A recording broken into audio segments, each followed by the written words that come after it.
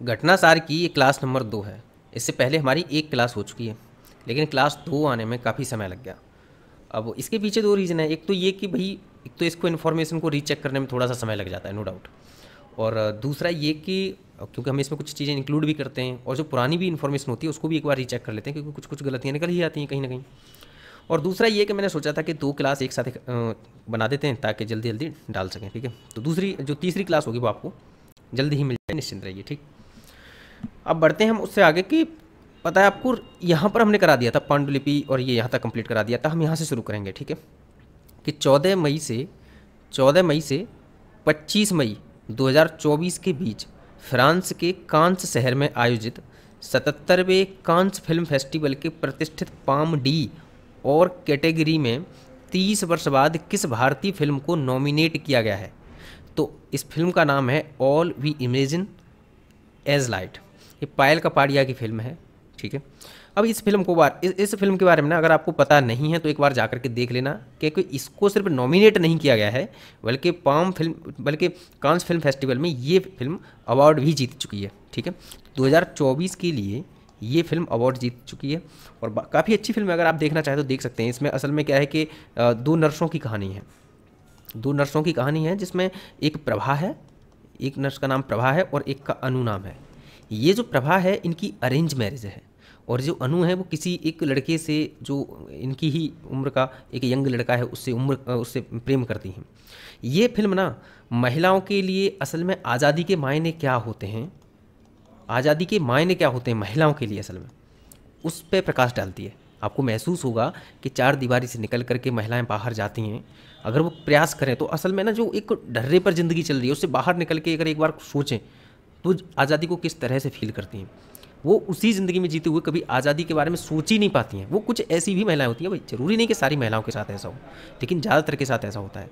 ये माइग्रेशन होता है उस एंगल को भी ये कवर करती है मूवी। साथ ही ये कुछ जो रिलीजन वाला एंगल है उसको भी कवर करती है मूवी, ठीक है। और जो शहरीकरण बढ़ रहा है इतना ज़्यादा, को भी कवर करती है। काफ़ी बहुत ही खूबसूरत मूवी, अगर आप देखना चाहते हो देख लेना। इसी फिल्म फेस्टिवल में, कांस फिल्म फेस्टिवल में ही आपने एक और नाम सुना होगा, अनुसुईया सेनगुप्ता का। किसका? अनुसुईया सेनगुप्ता का।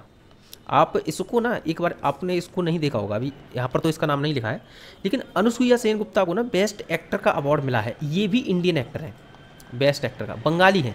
कमाल की बात है कि आपने देखा होगा कि कितने बड़े बड़े एक्टर हैं हमारे बॉलीवुड में, और तमाम एक्टर हैं हमारे बॉलीवुड में से लेके साउथ तक, लेकिन जो बेस्ट एक्टर का अवार्ड मिला है वो अनुसुईया सेनगुप्ता को मिला है। आपको पता है, इन्होंने एक मूवी बनाई है, उस मूवी का नाम है शेमलेस। जिस मूवी के लिए इन्हें अवार्ड मिला है वो एक शेमलेस मूवी है, शेमलेस नाम से मूवी है। और इस मूवी में ना इन्होंने एक प्रोस्टिट्यूट का रोल निभाया है, और उसमें वो किस तरीके से एक पुलिस वाले को मारने के बाद में फिर उससे किस तरीके से बचती डुलती हैं, वो इस तरीके की कुछ इसमें कहानी है थोड़ी थोड़ी सी। मैंने भी अभी तक इसको नहीं देखा है, केवल इसके रिव्यू को देखा है, ठीक है। आप लोग भी अगर इसको देखना चाहें तो देख सकते हैं, ठीक। चलिए तो अब आगे बढ़ते हैं, एक बार देख लेते हैं कि ये जो आप देख रहे हैं, जो फोटो आया है, ये हालांकि अक्षरों से ढक गया है, ये हैं कानी कुसरुति, और ये हैं छाया कदम, और ये हैं दिव्या प्रभा, ठीक है। और ये जो बीच में दिखाई दे रही हैं आपको, ये ब्लैक कपड़ों में, ये हैं पायल कपाड़िया, ठीक है। ये इसमें इन्होंने मतलब इनकी ये मूवी है, और ये इन तीनों महिलाओं ने इसमें रोल निभाया है, ठीक है। एक बार इसको देखें, ये जो देख रहे हैं आप, ये वो एक्टर हैं अनुसुईया सेनगुप्ता, ठीक है। तो इन्होंने जो सेमलेस मूवी में दिखाया वो कुछ इस तरीके की मूवी है, ठीक। इसको एक बार देखना चाहते तो देख सकते हैं। अब आ जाते हैं हम अगली जो नेक्स्ट है हमारा, कि वह भारतीय आईटी कंपनी जिसने 13 मई 2024 को फ्रांस के पेरिस में पहले ह्यूमन सेंट्रिक एआई सेंटर की स्थापना की है। देखो TCS ने की है ठीक है। इसका जो उत्तर है वो TCS है, फ्रांस में की है। अब इसमें ना आप देख रहे हैं कि उसमें जो इन्होंने इस पर जो, जैसे कि आप देख रहे हैं कि इसमें ह्यूमन सेंट्रिक एआई सेंटर, असल में इसका क्या मतलब है, इन्होंने ये काम क्या करेगा, जो ह्यूमन सेंट्रिक एआई सेंटर है वो काम क्या करेगा। वो आपने देखा होगा M2M लर्निंग के बारे में पता होगा आपको। M2M लर्निंग का मतलब ये है कि एक मशीन दूसरी मशीन से बात कर रही है, ठीक है। और जो भी इंफॉर्मेशन है वो ये मशीन इस मशीन को पहुंचा रही है, और ये मशीन इस मशीन को पहुंचा रही है। ये होती है M2M लर्निंग। तो इसको जो इन्होंने यहाँ पर जो ह्यूमन सेंट्रिक एआई सेंटर खोला है, उसमें इन्हीं चीज़ों पर काम किया जाएगा। एक तो ये कि मशीनों के बीच में जो इंटरेक्शन होता है उसमें एम्पैथी डालने का काम किया जाएगा, एम्पैथी डालने पर रिसर्च और कार्य किया जाएगा, ठीक है। यानी कि मशीनों के बीच में जो कार्य होता है वो नॉर्मली रोबोटिक कार्य होता है, लेकिन एम्पैथी भी डाल दी जाए, यानी कि एक समानुभूति डाल दी जाए। सहानुभूति का भी नेक्स्ट चरण होता है समानुभूति, ठीक है। तो उसको डालने का काम किया जाएगा, ठीक है, मशीनों में। दूसरा, ब्रेन कंप्यूटर इंटरफेस टेक्नोलॉजी पर काम किया जाएगा, यानी ब्रेन और कंप्यूटर का जो इंटरफेस होता है उस पर रिसर्च करा जाएगा, ठीक है। और आर्ट एंड कल्चर का आपको पता होगा कि आर्ट एंड कल्चर में एआई का किस तरीके से यूज हो सकता है आर्ट एंड कल्चर में, उस पर भी ये काम करेंगे, रिसर्च करेंगे इसको, ठीक है, और एक्सपेंड करेंगे इसको, ठीक है। तो अगला जो कह रहा है कि 11 मई 2024 को किसे पूर्वोत्तर भारत की पहली महिला डीजीपी नियुक्त किया गया है, तो इसका उत्तर है इदाशिशा नोंगरांग, ठीक है। तो ये जो नाम है वो आपको याद कर लेना है, इदाशिशा नोंगरांग, ठीक। अगला है कि वर्ष 2024 के लिए डेटलाइट पत्रिका की ग्लोबल डिसरप्टर्स सूची में शामिल होने वाली पहली भारतीय स्टार कौन बनी है, तो ये है दीपिका पादुकोण, ठीक है। डिसरप्टर्स सूची मतलब एक ऐसी जिन्होंने बहुत ही अच्छा परफॉर्म किया हो उसके लिए दिया जाता है, ठीक है। तो दीपिका पादुकोण के लिए मिला है ये अवार्ड, ठीक। अगला है कि विश्व आर्थिक मंच यानी कि वर्ल्ड इकोनॉमिक फोरम द्वारा 21 मई 2024 को जारी यात्रा और पर्यटन विकास सूचकांक 2024 में, यानी कि travel and tourism development index में भारत को 119 देशों में कौन सी रैंक प्रदान की गई है, तो इसका जो उत्तर है वो है 39वीं रैंक, ठीक है।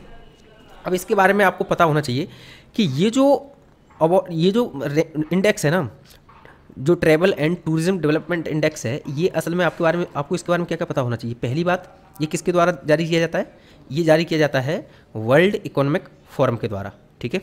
किसके द्वारा, वर्ल्ड इकोनॉमिक फोरम के द्वारा, जैसा कि यहाँ पर नाम लिखा ही है। दूसरा क्या पता होना चाहिए, ये द्विवार्षिक होता है, यानी कि 2 वर्ष में जारी किया जाता है, ठीक है। ये चीज़ भी आपको पता होना चाहिए, ठीक है।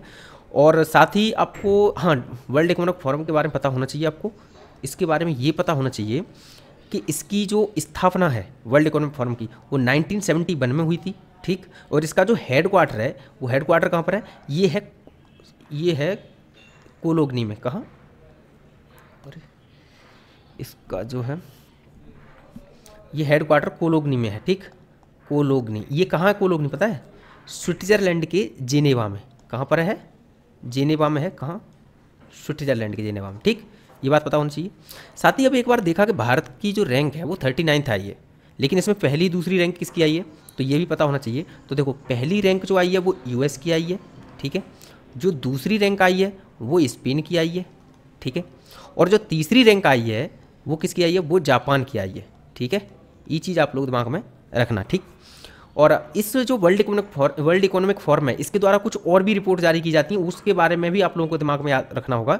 जैसे कि आपकी एक ग्लोबल जेंडर गैप रिपोर्ट जारी की जाती है, ठीक है, ग्लोबल जेंडर गैप रिपोर्ट। इसके अलावा आपको ग्लोबल कॉम्पिटिटिवनेस रिपोर्ट भी जारी की जाती है इनके द्वारा, और एनर्जी ट्रांजिशन इंडेक्स भी जारी किया जाता है। ऐसी कुछ रिपोर्ट और इंडेक्स जारी किए जाते हैं इनके द्वारा, ठीक है। ये चीज़ आपको दिमाग में रखनी है। अगला है कि केरल स्थित वह अंतर्राष्ट्रीय एयरपोर्ट जो मई 2024 में शून्य अपशिष्ट से लैंडफिल की मान्यता प्राप्त करने वाला भारत का पहला एयरपोर्ट बन गया है, तो कौन सा है, तिरुवनंतपुरम एयरपोर्ट। कहाँ पर है, केरल में, ठीक है। ये आपको दिमाग में रखना। इसमें क्या था ना कि इसने पहले तो 100% प्लास्टिक कचरा, जो प्लास्टिक कचरा होता है वो 100% प्लास्टिक कचरे का निपटान किया था। उसके बाद इन्होंने 100% जो है वो सॉलिड वेस्ट का निपटान किया है, ठीक है। और अंततः इनका जो 99.5, इतना अच्छी रेटिंग है, देखना 99.5% कचरा ये खत्म कर चुके हैं पूरी तरीके से, ठीक है। इसलिए इसको शून्य अपशिष्ट से लैंडफिल का जो है मान्यता प्राप्त हुई है तिरुवनंतपुरम एयरपोर्ट को, ठीक है। आगे देखो, मध्य प्रदेश की 55 वर्षीय उद्यमी और महिला फिटनेस उत्साही जिन्होंने 19 मई 2024 को माउंट एवरेस्ट की सफल चढ़ाई कर यह उपलब्धि अर्जित करने वाली सबसे उम्र दराज भारतीय महिला पर्वतारोही बनी है। क्या नाम है उनका, उनका नाम है ज्योति रात्रे। क्या नाम है, ज्योति रात्रे, ठीक है। ये नाम आपको दिमाग में रखना है, ठीक। और इसके बारे में थोड़ा सा आपको पता होना चाहिए कि जो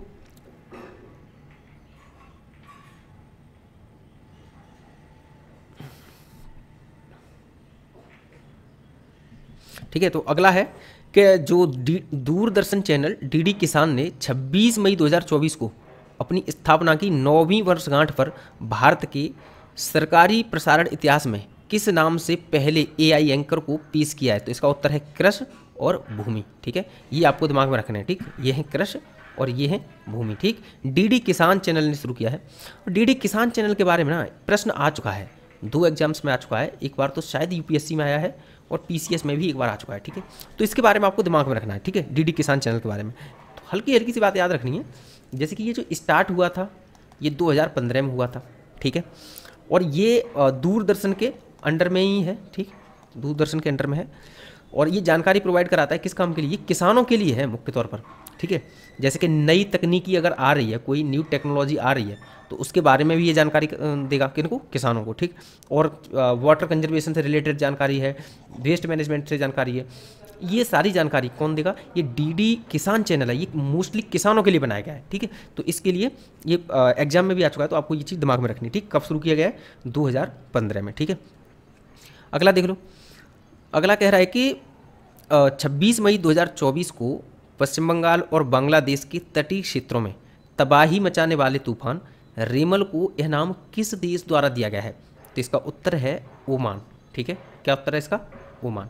अब आपको ना ओमान के बारे में पता होना चाहिए, मैं मैप लाना भूल गया हूँ, क्योंकि मैं मैप तो डाउनलोड किया था लेकिन यहाँ पर लगाना दिमाग में से निकल गया, पता नहीं कैसे। तो चलो ठीक है, समझ लेते हैं। लेकिन ओमान की मुझे लग रहा है लोकेशन आपको पता ही होगा कि सऊदी अरब आपको पता ही है, जो सऊदी पेनिनसुला है, तो सऊदी अरब में आपको ये वाला जो क्षेत्र है ये है ओमान वाला, ठीक है, ओमान वाला। और ये वाला जो क्षेत्र है वो यमन वाला क्षेत्र है, ठीक। ये आपको दिमाग में रखना होगा, एक बार जाकर के मैप पर देख लीजिएगा, ठीक। याद क्या रखना है कि ये जो आपको पता है कि ये जो तूफान आया है इसका नाम है रेमल, ठीक है। तो रेमल का जो अर्थ होता है वो होता है रेत, ठीक। ये तो आपको दिमाग में रखना है, ठीक। दूसरी एक और चीज़ कि आपने सुना होगा कि कभी किसी न किसी उसका तूफान का या फिर चक्रवात का नाम रख दिया जाता है अलग, लेकिन क्यों रखा जाता है, सोचने वाली बात यह है। तो उसका कारण ये है कि साल भर में कई तो चक्रवात आते हैं, ठीक है। तो इनको ना, एक तो ये कि भाई मीडिया जो कर्मी है वो सही से डिफाइन कर पाए, लोगों को बता पाए कि कौन सा चक्रवात आया है, ठीक। और दूसरा ये कि इनका नाम रखने से ना ये क्लियर हो जाता है कि ये किस क्षेत्र में आया है, ठीक है, किस क्षेत्र में आया है, कब आया है। नाम, एक नाम रखने से ना एक स्पष्टीकरण बना देता है, ठीक है। और चक्रवात 1, चक्रवात 2 इस तरीके से रखने पड़ते हैं, तो इसलिए नाम रख देते हैं डायरेक्ट, ताकि एकदम क्लियर रहे कि किस क्षेत्र में आया था ये चक्रवात, ठीक है। कभी भी अगर इसके बारे में चर्चा हो तो दिमाग में रहे, ठीक। और स्पष्टीकरण अगर मीडिया के द्वारा जानकारी दी जाए वो भी क्लियर रहे, ठीक। और लोगों को भी ये समझने में आसानी हो, ठीक है, इसके लिए इनके नामकरण किया जाता है, ठीक है। अब सवाल ये है कि भाई ये नामकरण किसके द्वारा किया जाता है, ठीक है, ये सवाल बनता है। तो देखो, एक है पैनल ऑन ट्रॉपिकल साइक्लोन, क्या, पैनल ऑन ट्रॉपिकल साइक्लोन, ठीक है। पैनल ऑन ट्रॉपिकल साइक्लोन नाम है संस्था का, ठीक है। इसका जो गठन है ना वो 1972 में किया गया था WMO के द्वारा, WMO यानी कि वर्ल्ड मेट्रोलॉजिकल ऑर्गेनाइजेशन, ठीक है। और पता है ये जो पैनल ऑन ट्रॉपिकल साइक्लोन है इसमें कुल 13 देश हैं। कितने देश हैं, 13 देश हैं, 13 देशों का ग्रुप है, और इनके द्वारा 13 नाम सुझाए जाते हैं, ठीक है, दिमाग में रखना। 13 नाम सबके द्वारा सुझा दिए जाते हैं, भाई 13 नाम दे दिए इन्होंने, ठीक। अब क्या होगा कि जब भी कोई ट्रॉपिकल कोई भी यहाँ पर साइक्लोन आएगा तो क्या होगा कि यहाँ से शुरू करा और इन मान के चलिए ऐसे ऐसे करके ये 13 देश हैं, ठीक। और 13 नाम है, तो पहले इसका नाम लिया जाएगा, दोबारा में इसका नाम लिया जाएगा, तीसरी बार में इसका नाम, और फिर इसका नाम, ठीक है। इस तरीके से इनके नाम ले लिए जाते हैं, और इसी तरीके से ये फाइनल तक, जब तक के सारे इनके नाम खत्म ना हो जाए तब तक इसी तरीके से चलता रहता है, और पुनः जैसे ही खत्म हो जाते हैं उसके बाद पुनः ये नामकरण करते हैं, ठीक है। ये बात समझ में आई। तो और दूसरी बात ये कि आपके दिमाग में आया होगा कि ये इनका नामकरण किया कब से जा रहा है। तो देखो, इनका जो नामकरण है वो 2004 से किया जा रहा है, ठीक है। 2004 से शुरू किया गया था इनका नामकरण करना, ठीक है। चक्रवात, तूफान जो भी आते हैं उनका, ठीक। ये बात दिमाग में रखनी है। अब एक अगला जो प्रश्न है वो कह रहा है कि अप्रैल 2024 में 6 नए उत्पादों के साथ भारत में सर्वाधिक 75 GI टैग प्राप्त करने वाला देश का शीर्ष राज्य कौन सा बन गया है। तो इसका उत्तर है उत्तर प्रदेश। देखो, ऐसा हो सकता है कि ये जो पेज है ना, क्योंकि ये पेज खींच के पहले फ़ोटो इसका और क्रॉप करके लगाया गया है, उसमें पता नहीं क्यों क्या इशू है कि वो उसकी प्रिंट ही सही नहीं आई है, जो मैगजीन है ना उसकी प्रिंट ही सही नहीं आई है। तो इसके लिए हमने सोचा था कि भाई ऑनलाइन अवेलेबल नहीं है इतनी अच्छी प्रिंट, तो ऑफलाइन वाली जो है उसका फोटो खींच के भेजेंगे, लेकिन उसका भी बहुत अच्छा प्रिंट नहीं है, इसके लिए इशू आ रहा है, ठीक है। नेक्स्ट टाइम ये प्रयास करेंगे कि इसका जो इस पर मैगजीन पर ही डायरेक्ट ना निकाल कर दे करके ये सारी की सारी हम चीज़ें कॉपी पेस्ट कर देंगे इसमें, ठीक है, इसमें जो PPT में, ताकि समझ में अच्छा है, ठीक है। आगे से ऐसा प्रयास किया जाएगा, ठीक। तो चलो, ये चीज़ क्या देखी आपने, इसमें यह है कि 75 GI टैग प्राप्त करने वाला उत्तर प्रदेश, सभी राज्यों में, भारत के जितने भी राज्य हैं उन सभी राज्यों में उत्तर प्रदेश को सर्वाधिक GI टैग प्राप्त हैं, ठीक। ये बात क्लियर हुई। टोटल कितने हैं, टोटल हैं 75, ठीक है, 75 जीआई टैग उत्तर प्रदेश प्राप्त कर चुका है। अब हाल ही में क्या क्या प्राप्त करा था वो एक बार यहाँ देखते हैं, ठीक है, एक बार यहाँ देखते हैं, ये इधर देखिए हाल ही में क्या था। देखो बनारस आपने सुना है, बनारस में इसने प्राप्त किया था मेटल कास्टिंग क्राफ्ट के लिए, ठीक है, मेटल कास्टिंग क्राफ्ट के लिए। अच्छा एक और चीज़, ये जो हम न्यूज़ जितनी भी समझा रहे हैं आपको, इनमें से ज़्यादातर न्यूज़ का दोहराव होना है, ये भी दिमाग में रखिएगा, ठीक है। एक है लखीमपुर खीरी, ठीक है, ये वन लाइनर है, आगे चल के इनका दोहराव भी होना, लेकिन सबका नहीं होगा। लखीमपुर खीरी है तो लखीमपुर खीरी में किस चीज़ के लिए, थारू कढ़ाई, क्या है, थारू कढ़ाई के लिए जीआई टैग मिला है, दिमाग में रखिए। बनारस में किसके लिए, मेटल कास्टिंग क्राफ्ट के लिए, ठीक है। लखीमपुर को किसके लिए, थारू कढ़ाई के लिए, ठीक है। और तीसरा है बरेली, क्या है, बरेली, ठीक है। बरेली को किसके लिए मिला है, एक तो बेंत और बांस शिल्प के लिए मिला है, किसके लिए, एक तो बेंत और बांस शिल्प के लिए, बांस शिल्प के लिए, ठीक है। और दूसरा जरदोजी शिल्प के लिए, ठीक, जरदोजी शिल्प के लिए, ठीक है। और जो चौथा है, और सॉरी जो तीसरा है वो पिलखुआ हैंड ब्लॉक प्रिंट के लिए, ठीक है, पिलखुआ हैंड ब्लॉक प्रिंट। देखो इनके फोटो भी दिखाए थे हमने जब क्लास ली थी, तो अगर आप चाहें तो एक काम कर सकते हैं, इनके सबके नाम डाल के इंटरनेट पर आप फोटो भी देख सकते हैं, ठीक है। आपने इसमें क्या देखा कि हाल ही में उत्तर प्रदेश को 6 नए जीआई टैग मिले हैं, ठीक है। और इसके साथ ही उत्तर प्रदेश भारत के सभी राज्यों में सबसे ज़्यादा जीआई टैग प्राप्त करने वाला राज्य बन गया है। उत्तर प्रदेश को हाल ही में 6 जीआई टैग मिले हैं, लेकिन कुल मिलाकर के उसको 75 जीआई टैग मिले हैं, ठीक है। और जो हाल ही में 6 मिले हैं उनमें बनारस का क्या है, मेटल कास्टिंग क्राफ्ट है, लखीमपुर का थारू कढ़ाई है, और बरेली में जो है बेंत बांस शिल्प, पिलखुआ हैंड ब्लॉक प्रिंट और जरदोजी शिल्प, ये सब हैं, ठीक है। तो ये चीज़ आपको दिमाग में रखनी है। साथ ही ये भी दिमाग में रखना कि जो सेकंड नंबर पर है ना वो तमिलनाडु है, जिसके पास 58 जीआई टैग हैं, ठीक, ये चीज़ दिमाग में रखोगे।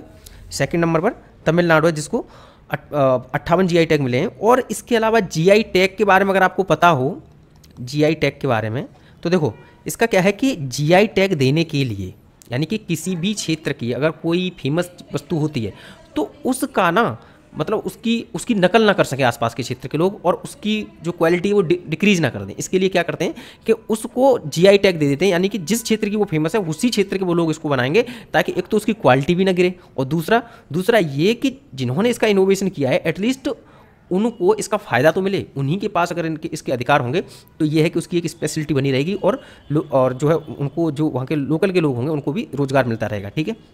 इसके लिए जीआई टैग दिया जाता है। इसके लिए 1999 में एक एक्ट लाया गया था बाकायदा, जिसके अंतर्गत ये जीआई टैग दिया जाता है, ठीक है। और आपको पता है डब्ल्यूटीओ के अंतर्गत एक ट्रिप्स समझौता होता है, TRIPS।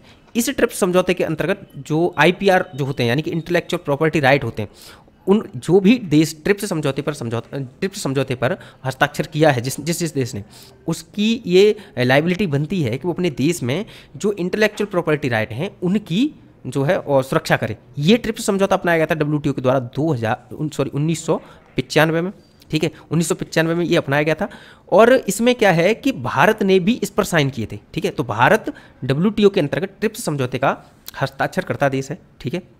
इसलिए ये भारत की लायबिलिटी भी है और ये उत्तरदायित्व भी बनता है कि अपने देश के अंतर्गत जो IPR हैं उनकी रक्षा करें, ठीक है।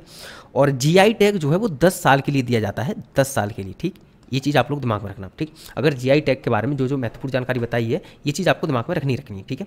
आगे देखो, अगला है कि भारत के पहले बहुउद्देशीय ग्रीन हाइड्रोजन पायलट प्रोजेक्ट का उद्घाटन 24 अप्रैल 2024 को कहाँ पर किया गया है? तो इसका उत्तर है हिमाचल प्रदेश के शिमला स्थित झाकड़ी में, ठीक है। तो ये चीज़ भी आपको दिमाग में रखनी है कि जो भारत का जो पहला बहुउद्देशीय ग्रीन हाइड्रोजन पायलट प्रोजेक्ट है, ठीक है, ग्रीन हाइड्रोजन पायलट प्रोजेक्ट जो पहला है कहाँ पर है, 24 अप्रैल 2024 को किया गया है और हिमाचल प्रदेश के शिमला स्थित झाकड़ी में, ठीक। ये चीज़ दिमाग में रखना है, राज्य भी याद रखना और स्थान भी, ठीक है। आ जाओ अगला देखते हैं कि अगला कह रहा है कि इसरो अध्यक्ष एस सोमनाथ द्वारा हाल ही में की गई घोषणा के अनुसार भारत कब तक मलबा मुक्त अंतरिक्ष मिशन प्राप्त कर लेगा? तो इसका उत्तर है 2030, ठीक है। ये याद कर लेना, ठीक है, कब तक, 2030 तक। अगला है कि 21 मई 2024 को यूके के लंदन में आयोजित लंदन वाइन फेयर में प्रदर्शित 55 देशों के 110 ब्रांडों को पछाड़कर मेघालय, जो कि भारत का एक राज्य है, के किस उत्पाद ने ग्लोबल स्पिरिट मास्टर प्रतियोगिता में शीर्ष सम्मान प्राप्त किया है? तो इसका उत्तर है चेरा पूंजी ईस्टर्न क्राफ्ट। शायद हो सकता है कि आपके दिमाग में ये खबर अभी तक नहीं गई हो कि असल में ये है क्या। पता ही क्या है, ये जिन है। अब जिन मतलब वो जो बोतल से निकलने वाला जिन नहीं, जिन का मतलब ये शराब का एक प्रकार है। क्या है? शराब का एक प्रकार है, शराब का प्रकार। ठीक है, लेट मी एक्सप्लेन। असल में क्या है कि एक लंदन वाइन फेयर, ये एक कंपटीशन होती है जिसमें दुनिया भर की तमाम अलग अलग प्रकार की शराबों को टेस्ट करके ये देखा जाता है कि कहाँ की शराब ज़्यादा लजीज है, कौन किस देश की या किस क्षेत्र की शराब बहुत ज़्यादा अच्छी लग रही है, बहुत टेस्टी है। समझ में आ रहा है? ये तो इसके लिए अवार्ड दिया जाता है। ठीक है, जहाँ की ज़्यादा अच्छी होती है उसको अवार्ड दिया जाता है। ठीक है, तो ये जो लंदन वाइन फेयर में जो हम बात कर रहे हैं ना, इसकी चेरापूंजी ईस्टर्न क्राफ्ट, ये क्या है? क्राफ्ट देख के कुछ अलग अनुमान मत लगा लेना। असल में ये एक जिन है, यानी कि एक शराब का प्रकार है जिसको अवार्ड मिला है। ठीक है, समझ में आया? जो 110 ब्रांडों को पीछे करने के बाद मिला है। ठीक है, 55 देशों की ब्रांड इसमें कंपटीशन कर रही थी और उसमें इसको मिला है। ठीक है, ये देखिए ये। ठीक, इतनी बात दिमाग में आई? ठीक है, दिमाग में आ गई। लेकिन एक छोटा सा सवाल है कि ऐसा क्या इन्होंने इसमें मिला दिया। थोड़ी सी इसकी जो तारीफ़ें हैं वो बता देता हूँ, इसमें क्या बेहतर है, क्या इन्होंने किया है अलग, वो थोड़ा सा देख लो। इसमें पता है क्या है? पहली बात तो ये कि आपको पता है भाई चेरापूंजी में सबसे ज़्यादा बारिश होती है। ठीक है, ये तो पता है। तो कमाल की बात ये है कि ये जो शराब बनाई जाती है वो बारिश के पानी से ही बनाई जाती है। समझ में आया? ये बारिश के पानी से ही बनाई जाती है। अब असल में क्या है कि क्लास लाने में थोड़ी सी लेट पता है क्यों हो जाते हैं, उसके पीछे ये भी रीज़न है, क्योंकि देखो कोई कितना भी पढ़ ले लेकिन इन शराब के बारे में पीएचडी करके कौन बैठा हुआ, लेकिन थोड़ी सी चीज़ें हमें भी देखनी पड़ती हैं कि अगर ये ऐसा है क्या इसमें। ठीक है, बारिश के पानी में बनाई जाती है। और दूसरी सबसे बड़ी बात कि 12 प्रकार की वनस्पतियों के को मिलाकर बनाई जाती है। 12 प्रकार की वनस्पतियों को मिलाकर, समझ में आ रहा है? ये शराब बनाई जाती है। ठीक, जिस हिसाब से इसको बताया जा रहा है शुद्ध आदमी का भी पीने को मन कर जाए कि भाई वाह। 12 प्रकार की वनस्पतियों को मिलाकर बनाई जाती है, बारिश के पानी में बनाई जाती है। और जिन के बारे में आपको पता होना चाहिए, जिन जहाँ नाम आएगा 40 से 60% एल्कोहल होगा उसके अंदर। ठीक है, 40 से 60% एल्कोहल। याद रखना, जो मार्केट की मिलने वाली विस्की, रम, जो आदि शराब हैं उनमें 42 से और लगभग 46 या 50% तक एल्कोहल होता है, याद रखिएगा। ठीक है, और जो आपने एक नाम सुना होगा, आपने सुना होगा नाम शैम्पेन, जो अंगूर से बनाई जाती है, भूमध्य सागर के क्षेत्रों में बनाई जाती है। वो मोस्टली जो शैम्पेन है वो फ्रांस में बनाई जाती है। ठीक है, तो इसमें अप्रॉक्सीमेटली 15% होता है, इसमें जो है एल्कोहल होता है। एक और नाम आपने सुना होगा रेड वाइन का। किसका? रेड वाइन का, जो अक्सर आपने मूवीज़ वगैरह में कपल्स को ये रेड वाइन ग्लास में पीते हुए देखा होगा। ये इसमें भी लगभग 13 से 15% तक जो है अल्कोहल पाया जाता है। ठीक है, ये सारी की सारी शराब हार्मफुल होती हैं बॉडी के लिए, याद रखिएगा। ठीक, कभी भी ये मत सोच लेना कि ये शैम्पेन है ये तो बॉडी के लिए फ़ायदेमंद हो सकती है, बिल्कुल नहीं। ठीक, आगे देखो। अगला कह रहा है कि जून 2024 में क्वाक्वे रेली साइमंड द्वारा जारी बेस्ट स्टूडेंट सिटीज़ रैंकिंग 2025 में कौन भारत का विद्यार्थियों के मामले में सबसे किफ़ायती शहर घोषित किया गया है? तो नई दिल्ली। ठीक है, इसको याद रखना। ठीक, अगला है कि भारत की वह अग्रणी सामान्य बीमा प्रदाता कंपनी जिसने हाल ही में भारत की पहली satellite in orbit third party liability insurance policy शुरू करने की घोषणा की है। उत्तर है इसका टाटा AIG। अब एक बार इसको देखो, टाटा पीछे है AIG। ठीक है, अब देखना, ये जो टाटा है ये दिखा रहा है कि टाटा ग्रुप। ठीक है, और ये जो AIG है ये दिखा रहा है जनरल इंश्योरेंस कंपनी, ये दिखा रहा है अमेरिकन इंटरनेशनल ग्रुप। क्या दिखा रहा है ये? American international group. ठीक है, आपने क्या देखा इसमें कि टाटा AIG, टाटा मतलब टाटा ग्रुप जो इंडिया का है, AIG मतलब अमेरिकन इंटरनेशनल ग्रुप। ठीक है, इन दोनों ने मिलकर के, ठीक है, इन दोनों ने मिलके जो बीमा प्रोवाइड करने का प्लान बनाया है। किसको? ऐसे लोग जो अंतरिक्ष में जाएं और अंतरिक्ष में सैटेलाइट के नुकसान या किसी भी स्थिति में अगर उनको नुकसान पहुंचता है बॉडी को, तो उसके लिए ये इंश्योरेंस प्रोवाइड कराएंगे टाटा और AIG मिलके। ठीक है, ये बात है, समझ में आया? ठीक, दिमाग में रखना ये चीज़। अगला है कि हाल ही में ब्रिटेन की इंटरनेशनल बुक ऑफ ऑनर ने किस देश की किस सुरंग को सबसे ऊंची सुरंग होने की मान्यता दी है? तो इसका उत्तर है अपने भारत की सेला सुरंग। क्या नाम है इसका? सेला सुरंग। नाम तो सुना ही होगा आपने इसका। 13,000 फीट की ऊंचाई पर बनी है और ये सुरंग हिमाचल प्रदेश में बनी है। ये थोड़ा सा सोचने वाला है।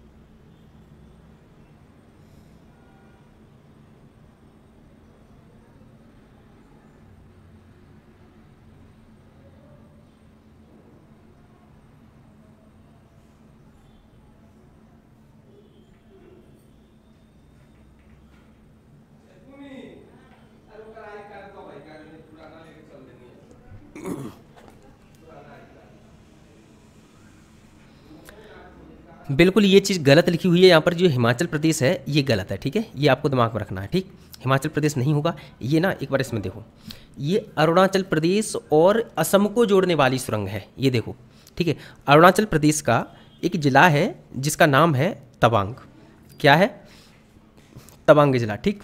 और जो असम है, असम के तेजपुर, जो कि कहाँ पर है, ये है गुवाहाटी में, ठीक है, ये कहाँ पर है, ये असम के गुवाहाटी में है, याद रखना, तेजपुर से तवांग को जोड़ती है, ठीक। दूसरा, वही गुवाहाटी से तवांग को जोड़ती है, ठीक। तीसरा, भाई ये असम को अरुणाचल प्रदेश से जोड़ती है।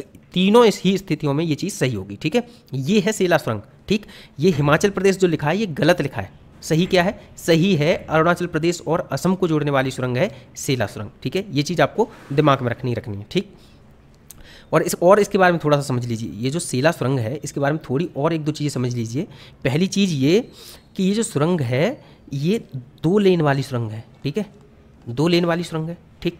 और ये जो लिखा है 13,000 फीट या फिर 3,000 मीटर, 3,000 मीटर की ऊंचाई पर बनी हुई सुरंग है, ठीक है। ये BRO के द्वारा बनाई गई है सुरंग, ठीक।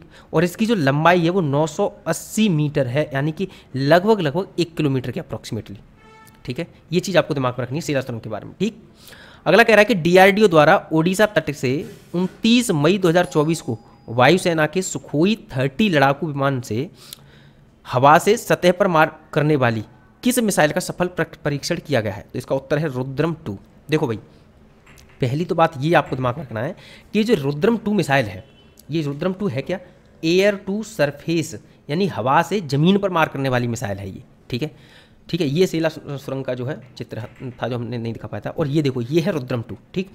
अब रुद्रम 2 को लगाया कहाँ जाता है, ये जो दिखाई दे रहा है आपको, ये है सुखोई, ठीक है, ये सुखोई लड़ाकू विमान है, ठीक। तो इसके नीचे लगाया जाता है, ये यहाँ पर, ठीक है।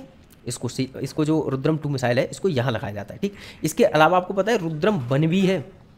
और रुद्रम 1 के बारे में आपको ये पता होना चाहिए कि जो रुद्रम 1 है वो भारत की पहली एंटी रेडिएशन मिसाइल है, समझ में आया, ये भारत की पहली एंटी रेडिएशन। अगर कभी रुद्रम 2 के बारे में आ जाए कि ये पहली एंटी रेडिएशन है, गलत है, सही क्या है, सही रुद्रम 1 है जो एंटी रेडिएशन मिसाइल है, भारत की पहली, ठीक है। याद रखना है दोनों ही एयर टू सरफेस मिसाइल हैं। और आपको पता है ये जो मिसाइल है रुद्रम 2, हम रूस से एक मिसाइल इंपोर्ट करते हैं, उसका नाम है KH-31, ठीक है, रूस से इंपोर्ट करते हैं, ठीक है।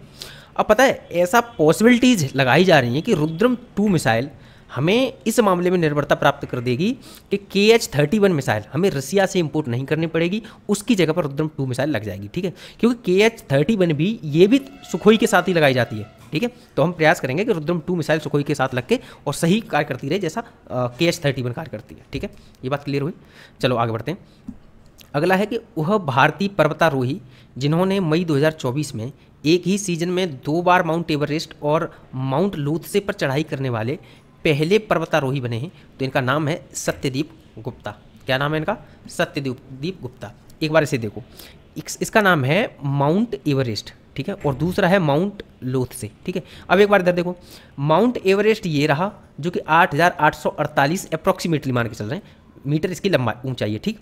और जो माउंट लोत्से है वो भी इसके बगल में ही है, बहुत ज़्यादा दूरी पर नहीं है, बिल्कुल इसके बगल में ही है, जो कि 8,511 मीटर ऊंचा है, ठीक है। ये आपको दिमाग में रखना है। एक और बात कि आपको ना पता होना चाहिए कि एवरेस्ट सबसे ऊंचा है, पता है भाई, पता है आपको, पता है इससे सेकंड नंबर पर कौन सा है, जी हाँ K2।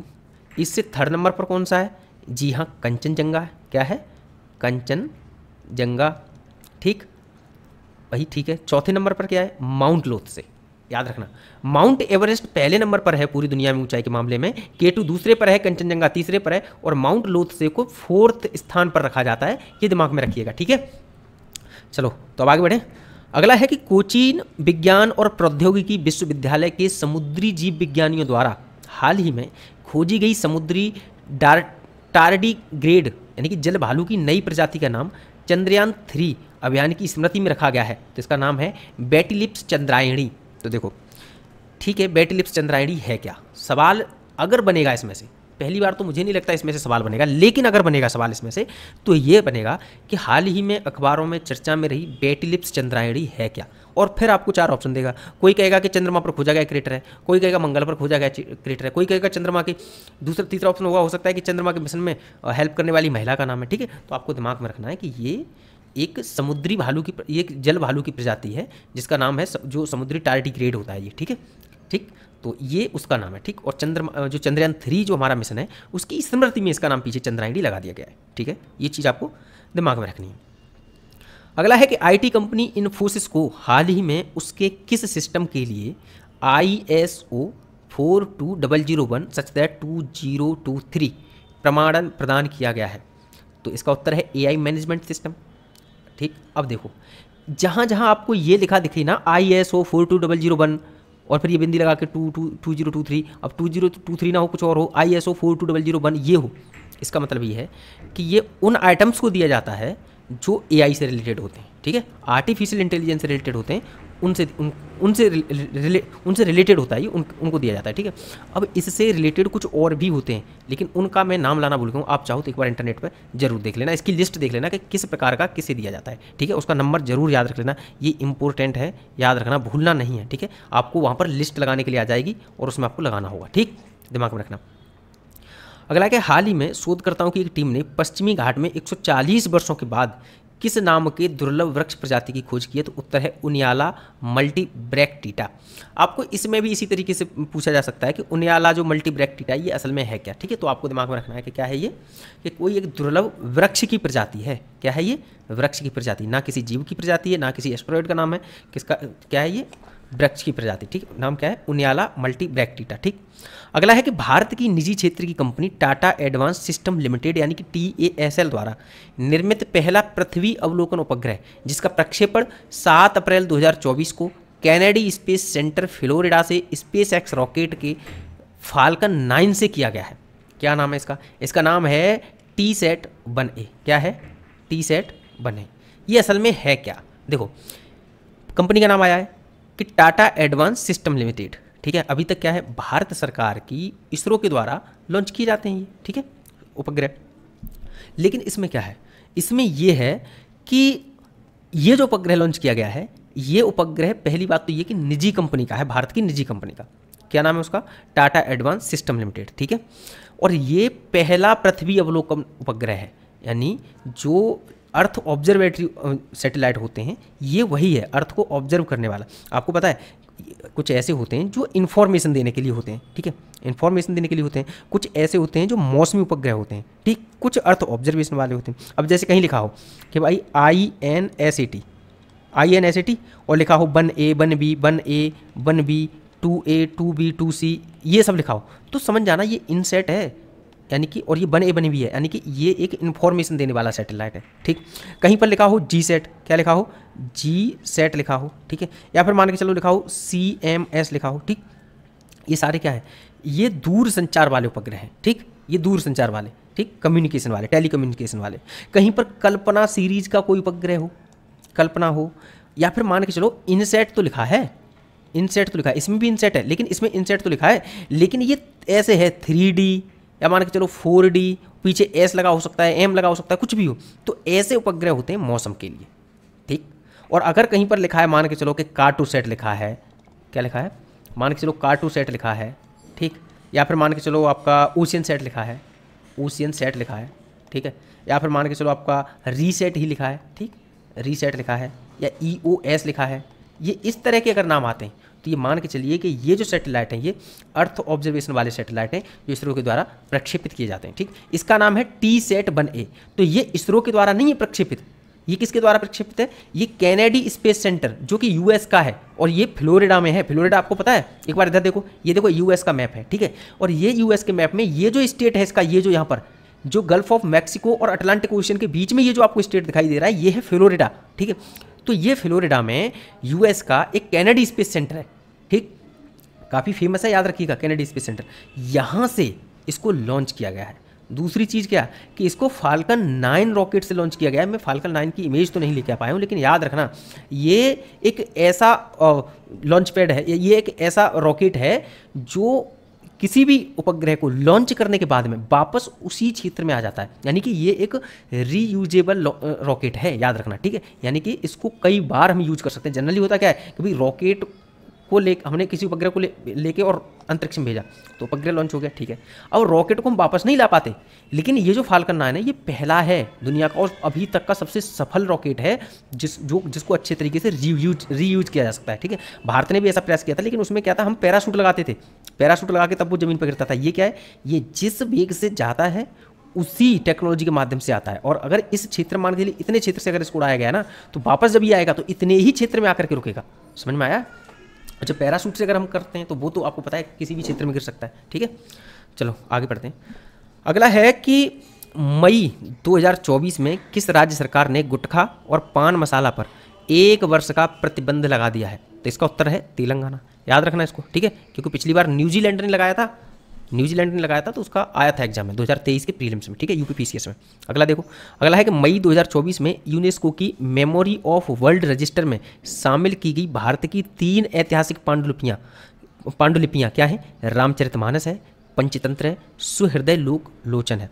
अब देखो सोचने वाली बात क्या है कि भाई ठीक है आप पंचतंत्र याद रखोगे, भाई ठीक है आप सुहृदय लोक लोचन भी याद रखोगे, लेकिन आपको कंफ्यूज ना कर जाए कि ये जो रामचरितमानस है ना, इसकी जगह पर अगर कभी रामायण लिखा हो तो वो नहीं होगा। क्यों नहीं होगा? क्योंकि ये जो रामायण है ये वाल्मीकि के द्वारा लिखी गई है। किसके द्वारा? वाल्मीकि के द्वारा लिखी गई है।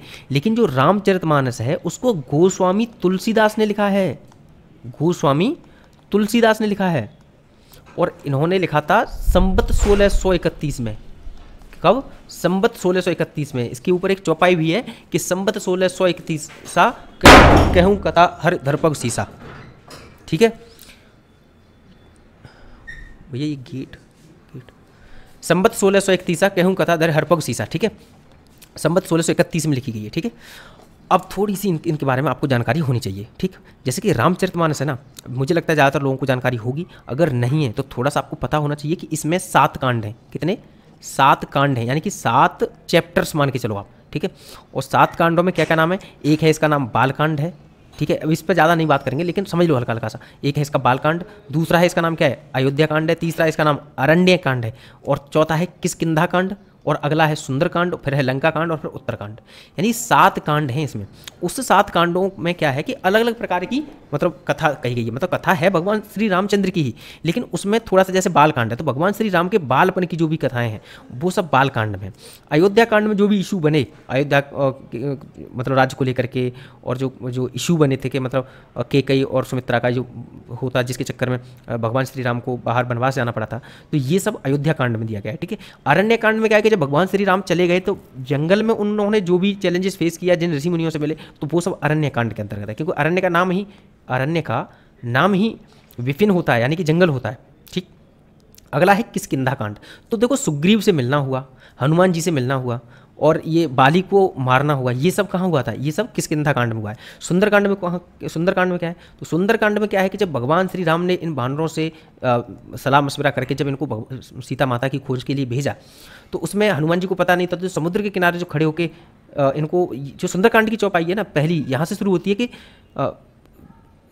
होती है कि जाम्बवंत के बचन सुहाई सुने हनुमंत हृदय अति भाई, तब लगे मोह पर खेऊ तुम्हें भाई, सही दुख कंद मूल फल खाई। यानी कि श्री भगवान से उसको हनुमान जी को जो याद दिलवाई गई थी ना, जो क्या नाम था उनका, जाम्बवान के द्वारा, तो जाम्बवान के द्वारा जो इनको याद दिलवाई गई थी इनकी शक्तियों की बचपन की, तो तब इन्होंने मतलब कहा था कि जाम्बवंत के बचन सुहाई सुने हनुमंत हृदय अति भाई। ये सुन के हनुमान जी बड़े प्रसन्न हुए थे, और फिर उन्होंने कहा था कि मैं जा रहा हूँ सीता माता की खोज के लिए, और आप लोग जो है तब तक फल और कंदमूल फल खा के अपना जीवन व्यतीत करिएगा, ठीक है। तो यहाँ से सुंदरकांड की शुरुआत होती है, और सुंदरकांड का अंत कहाँ होता है कि जब माता सीता की खोज ला करके भगवान श्री राम को दे देते हैं, ठीक। अब जब लंका कांड की शुरुआत होती है, जब भगवान श्री राम अपनी सेना के साथ लंका पर चढ़ाई करते हैं, सारे राक्षसों को मार देते हैं, वहाँ लंका कांड खत्म हो जाता है। उसके बाद हम पुनः जब वो आगमन करते हैं अयोध्या में, तो ये उत्तरकांड की शुरुआत है, और जब अयोध्या में राज्यपाट चलाते हैं वो सब उत्तरकांड के अंतर्गत होता है, ठीक है। ऐसे 7 कांड हैं। ऐसे ये एग्जाम के पॉइंट ऑफ व्यू से इंपॉर्टेंट नहीं है, लेकिन जानकारी होनी चाहिए, क्योंकि ये महाकाव्य है और ये भारत की संस्कृति का हिस्सा है, ठीक है। अगला ये पंचतंत्र। ये पंचतंत्र के बारे में आपको पता है, ये पंचतंत्र के बारे में आपको पता ही होगा। पंचतंत्र की कथाएं अक्सर हमने सुनी है, ठीक है। तो पंचतंत्र में कुल पता है आपको कितनी कथाएं? भाई इसमें 87 कथाएं हैं। इसकी जो रचना की है वो विष्णु शर्मा ने की है। किसने की है? विष्णु शर्मा ने की है। ठीक है, ये चीज़ आपको याद रखनी है। 87 कहानियाँ। और इसकी जो भाषा है ना, ये जो भाषा है वो संस्कृत है। ठीक है, ये याद रखना, संस्कृत। अच्छा, रामचरितमानस है ना, रामचरितमानस संस्कृत में नहीं है, ये अवधी में लिखी गई है। किसमें? अवधी में। जो रामायण है वो संस्कृत में है, ये जो रामायण है ये संस्कृत में है। ठीक है, और रामचरितमानस अवधी में है, पंचतंत्र भी संस्कृत में। और जो ये अंत में है सुहृदय लोकलोचन। क्या है? सुहृदय लोकलोचन। ये क्या है? ये पंडित आचार्य आनंदवर्धन की है। पंडित आचार्य आनंदवर्धन, याद रखना ये चीज़। ठीक है, पंडित आचार्य आनंदवर्धन की कृति है ये भी संस्कृत में लिखी गई है। ठीक है, ये भी किस में लिखी गई है? संस्कृत में लिखी गई है। ठीक, ये चीज़ आपको दिमाग में रखनी है। अच्छा, आपको ये पता है कि ये जो पंचतंत्र है, क्योंकि एग्जाम में आ चुका है इसलिए थोड़ी सी जानकारी पूछ लेता हूँ कि ये जो पंचतंत्र है इसका फारसी में अनुवाद किया गया था। पता है आपको इसका या नहीं? जी हाँ, इसका जो फारसी में अनुवाद किया गया था उसका नाम है अनवर-ए-सुहेली। अनवर-ए-सुहेली। ठीक है, ठीक। अब आपको एक और बात बतानी है कि महाभारत जो बहुत ही फेमस महाकाव्य है। ठीक, महाभारत जो है, महाभारत का जो फारसी अनुवाद था उसका नाम क्या है ये आपको बताना है। ठीक है, लेकिन कुछ लोग नहीं जानते होंगे, चलो मैं बता ही देता हूँ। इसका नाम है रज़्मनामा। ठीक है, इसका नाम रज़्मनामा है। ठीक, महाभारत का फारसी अनुवाद। ठीक, और अब इसका रामचरितमानस का जरूर आप बताइएगा। ठीक है, ये चीज़ आपको छोड़ दी जाती है। ठीक है, अच्छा हाँ, एक और चीज़ आपको दिमाग में रखना है, ये महाभारत ये महाकाव्य है, लेकिन हमने जो रामचरितमानस को देखा ये क्या है? ये एक पुराण है। ठीक, ये दिमाग में रखना। कितने पुराण हैं टोटल?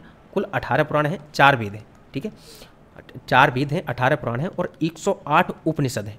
ठीक, ये चीज़ आपको पता होनी चाहिए। ठीक, आगे बढ़ते हैं। अगला है कि IIT मद्रास के स्टार्टअप अग्निकुल कॉस्मोस ने 30 मई 2024 को सिंगल पीस 3 डायमेंशन यानी 3D प्रिंटेड इंजन वाला दुनिया का पहला रॉकेट किस नाम से लॉन्च किया है? उत्तर है अग्निबाण। भाई यहाँ समझने वाली है, क्योंकि आपने कभी सुना होगा कि भाई 3D मंदिर बन गया, कहीं सुना कि 3D घर बन गया, कहीं सुना कि 3D इंजन बन गया। ठीक है, तो ये चीज़ ना थोड़ी सी जानकारी तो होना जरूरी है कि आखिर ये 3D है क्या। ठीक है, तो अब समझ लो एक बार 3D है क्या। एक बार इसको देखो, ये क्या है?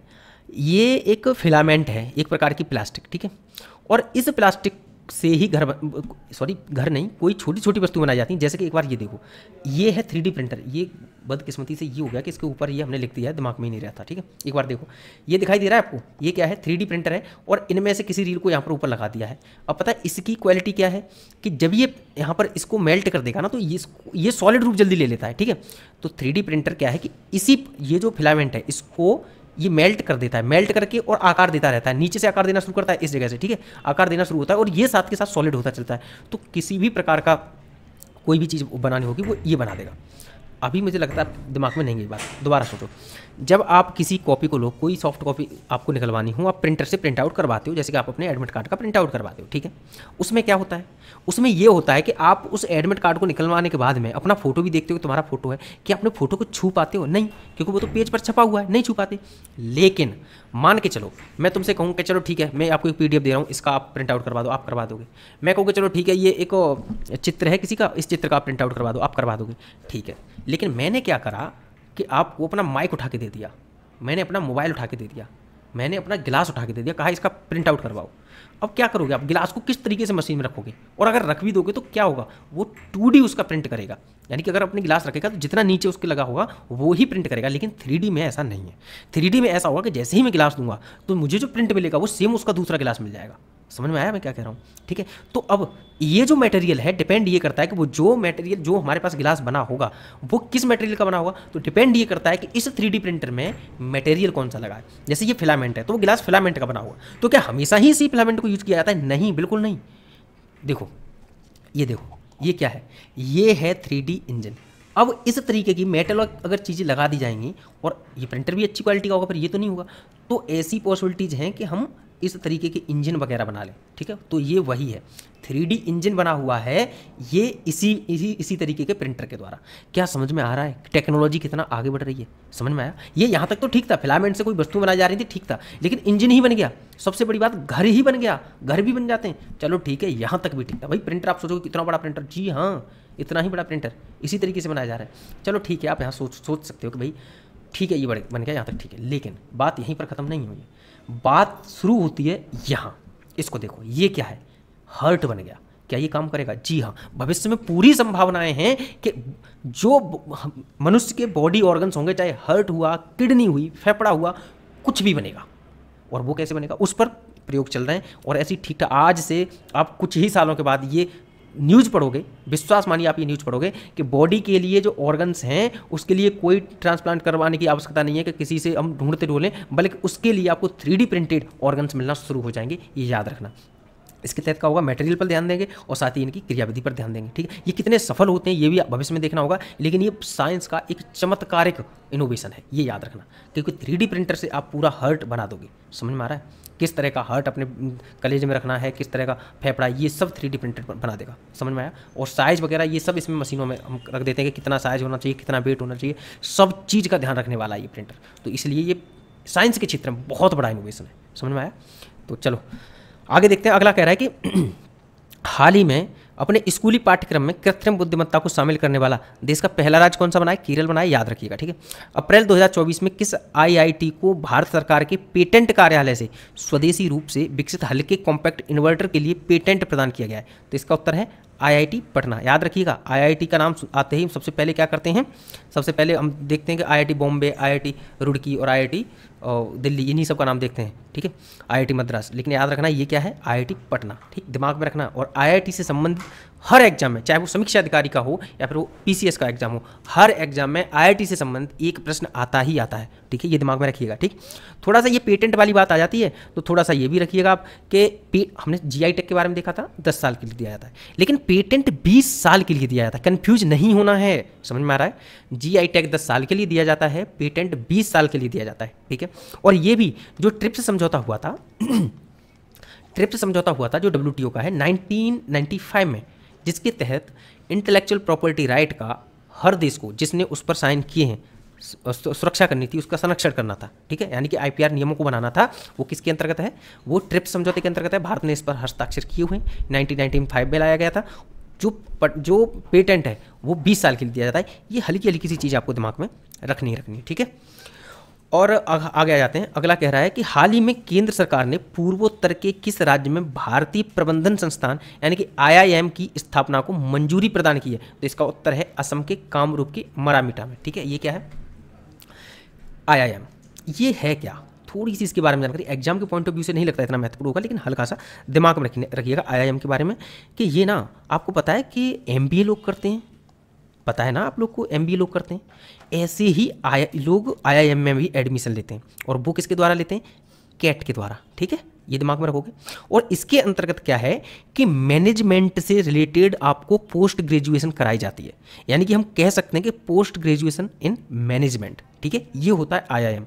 पूरे भारत में कुल 21 आईआईएम हैं, ये भी आपको दिमाग में रखना है, ठीक है। और ये जो कैट है ना, CAT, ये होता है कॉमन एडमिशन टेस्ट। क्या होता है? कॉमन एडमिशन टेस्ट, ठीक है, कॉमन एडमिशन टेस्ट। ये चीज़ आपको दिमाग में रखनी है। इसके माध्यम से आपको आईआईएम में एडमिशन मिलेगा और उसके माध्यम से आप पोस्ट ग्रेजुएशन करोगे किसमें? मैनेजमेंट में, ठीक है। ये चीज़ आपको हल्की सी दिमाग में रहनी चाहिए। और ये जो पोस्ट ग्रेजुएशन इन मैनेजमेंट है, ये MBA के सिमिलर होता है, ठीक है, ये चीज़ दिमाग में रखोगे। जी हाँ, बिल्कुल रखोगे। आगे आ जाते हैं। अगला है कि हाल ही में भारतीय अंतरिक्ष अनुसंधान संगठन यानी कि इसरो ने 3D प्रिंटेड रॉकेट इंजन बनाने के लिए किस कंपनी के साथ समझौता किया है? विप्रो के साथ में, ठीक है, ये भी याद रखिएगा। आने वाला फ्यूचर 3D प्रिंटर का बहुत बड़ा है, ठीक है, ये दिमाग में रखना ही रखना है आपको, ठीक है। अगला है कि 4 अप्रैल 2024 को राष्ट्रपति द्रौपदी मुर्मू ने कहाँ पर कैंसर रोगियों के इलाज के लिए उपयोगी भारत की पहली घरेलू जीन थेरेपी, जिसको CAR-T सेल, क्या है? CAR-T सेल थेरेपी राष्ट्र को समर्पित की है? तो ये है उत्तर इसका, IIT बॉम्बे। इस पर थोड़ा सा स्टार लगा लो, क्योंकि एग्जाम के पॉइंट ऑफ व्यू से ये प्रश्न काफ़ी महत्वपूर्ण है, ठीक है, काफ़ी महत्वपूर्ण है, मतलब बहुत ज़्यादा महत्वपूर्ण है, इस पर 5 स्टार लगाओ, ठीक। अब समझो टी सेल्स क्या होती हैं, पहले ये देखो, जो टी सेल्स होती हैं ना, ये पता है क्या होती हैं, ये हमारे जो पार्ट हमारी बॉडी के अंतर्गत, हमारी बॉडी से में कोई भी रोग अगर घुस रहा है तो उसके प्रति एक प्रतिरक्षा जो बनाने वाली जो सेल्स होती हैं वो होती हैं WBC, ठीक है, वाइट ब्लड सेल्स, ठीक है। इनका काम होता है बॉडी के अंतर्गत किसी भी इन्फेक्शन को मारना, ये बात समझ में आया। और इसी का पार्ट होता है टी सेल्स, बी सेल्स भी होती हैं लेकिन इनका पार्ट होता है टी सेल्स, ये याद रखोगे, इनको बोलते हैं टी सेल्स लिम्फोसाइट्स, ठीक है, इतनी बात समझ में आई। अब दूसरी चीज़ समझो कि भाई ऐसा होता है कि जब हमारी बॉडी के अंतर्गत अगर कैंसर है, कैंसर का मतलब पता है क्या है, कैंसर का मतलब ये है कि जो कोशिका है यानी सेल है, उसका निरंतर बढ़ते जाना, बॉडी के अंदर लगातार बढ़ती रहेगी, और ब्रेन ना उसको पहचान नहीं पाता है, ये ब्रेन उसको पहचान नहीं पा रहा है कि ये हार्मफुल कोशिका है। असल में क्या होता है कि ये हार्मफुल कोशिका बढ़ती जाती हैं, तो इनको फिर कई तरीके के इलाजों से ख़त्म किया जाता है। किस तरीके से, जैसे कहीं पर भाई कीमोथेरेपी होती है जिसके अंतर्गत दवाइयाँ, मेडिसिन, ये सब, रेडिएशन थेरेपी होती है जिसमें एक्सरे से खत्म किया जाता है, सर्जरी भी होती है कि सर्जरी करके जो कोशिकाएं हैं जो हार्म पहुंचा रही हैं उनको बाहर ही निकाल दिया जाए, ठीक है। इसके अलावा भी कई होती हैं, जैसे कि आपको हार्मोन थेरेपी सुना होगा, इम्यूनोथेरेपी होती है, टारगेट थेरेपी होती है, स्टेम सेल ट्रांसप्लांट, ये सब ये जो कि फ्यूचर की टेक्नोलॉजी है, ठीक है, अभी तक नहीं है, ठीक है, ये बात दिमाग में आई। और ये जो है अब इनको जो हम जो पढ़ रहे हैं कि CAR-T सेल थेरेपी, ये सब क्या होगी, तो इसके अंतर्गत क्या होगा कि आपने सुना होगा जीन एडिटिंग का नाम, ठीक है, किसका नाम, जीन एडिटिंग का नाम तो सुना ही होगा आपने, हमने पढ़ा भी है, ठीक है। तो इसके अंतर्गत क्या होता है कि CRISPR-Cas9 टेक्नोलॉजी का नाम सुना ही होगा, जिसमें क्या होता है कि जो भी हार्म पहुंचाने वाला जीन होता है उसको काट के अलग कर दो, उसकी जगह पर दूसरा लगा दो, ठीक है। तो इसी तरीके से इसी थेरेपी के माध्यम से इन कोशिकाओं को खत्म किया जाएगा जीन एडिटिंग के माध्यम से, ठीक है। ये क्या है, CAR-T सेल थेरेपी। ये अगर ये सफल होता है अच्छे ढंग से तो ये मान के चलो कि कैंसर से लोगों के मरने की संख्या बहुत कम हो जाएगी, ठीक है, क्योंकि जीन ही जहाँ बदल दिया जाएगा, जीन ही एडिट कर दिया जाएगा, यानी कि ये मान के चलो कि उसका संपूर्ण इलाज हो जाएगा, ठीक है। और बाकी के जो भी इलाज होते हैं उसमें अभी तक ये होता है कि बैक कर जाता है, जो कैंसर है वो बैक कर जाता है, ठीक है, कई बार ऐसा होता है, ठीक है। तो ये आपको दिमाग में रखिए, कैंसर भी कई प्रकार के होते हैं, आपको ये भी पता होना चाहिए, जैसे कि ब्लड कैंसर होता है, लंग्स कैंसर होता है, ब्रेन कैंसर भी होता है, ब्रेस्ट कैंसर होता है जो केवल महिला में होता है, स्किन कैंसर भी होता है। और स्किन कैंसर होने का मुख्य कारण क्या है, इसका मुख्य कारण है कि जो ओजोन लेयर जो हल्की हो गई है, तो उससे जो सूर्य की जो अल्ट्रावायलेट किरणें जो अंदर आ जाती हैं उससे फिर जो है स्किन कैंसर हो रहा है, ठीक है। अब अगला देखते हैं, अगला है कि रक्षा मंत्री राजनाथ सिंह ने 4 मार्च 2024 को नई दिल्ली में आयोजित डिफ कनेक्ट 2024 के दौरान रक्षा प्रौद्योगिकी यानी कि डिफेंस टेक्नोलॉजी में नवाचार को बढ़ावा देने के लिए किस योजना की शुरुआत की है, तो इसका उत्तर है अदिति योजना। किसकी, अदिति योजना। डिफ कनेक्ट मतलब क्या है, इसके अंतर्गत क्या है कि डिफेंस के क्षेत्र में जो भी स्टार्टअप वगैरह होते हैं उनका एक जो है मंच प्रदान करता है ये, ठीक है। अगला है कि 5 जून 2024 को विश्व पर्यावरण दिवस के अवसर पर प्रधानमंत्री मोदी ने पेड़ लगाने के आह्वान के साथ किस अभियान की शुरुआत की है, तो इसका उत्तर है एक पेड़ माँ के नाम अभियान। क्या नाम है इसका, एक पेड़ माँ के नाम अभियान। इसके बारे में आपको थीम पता होनी चाहिए भाई, क्या पता होनी चाहिए थीम, वो क्या है लैंड रिस्टोरेशन, लैंड रिस्टोरेशन, ठीक है, डिजर्टिफिकेशन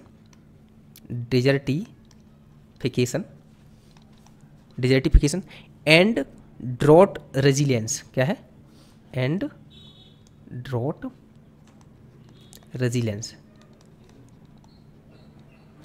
RESILIENCE, ठीक है, रेजिलियंस, ठीक, ये आपको दिमाग में रखना है, ये है इसकी थीम, तो ये आपको दिमाग में रखनी है।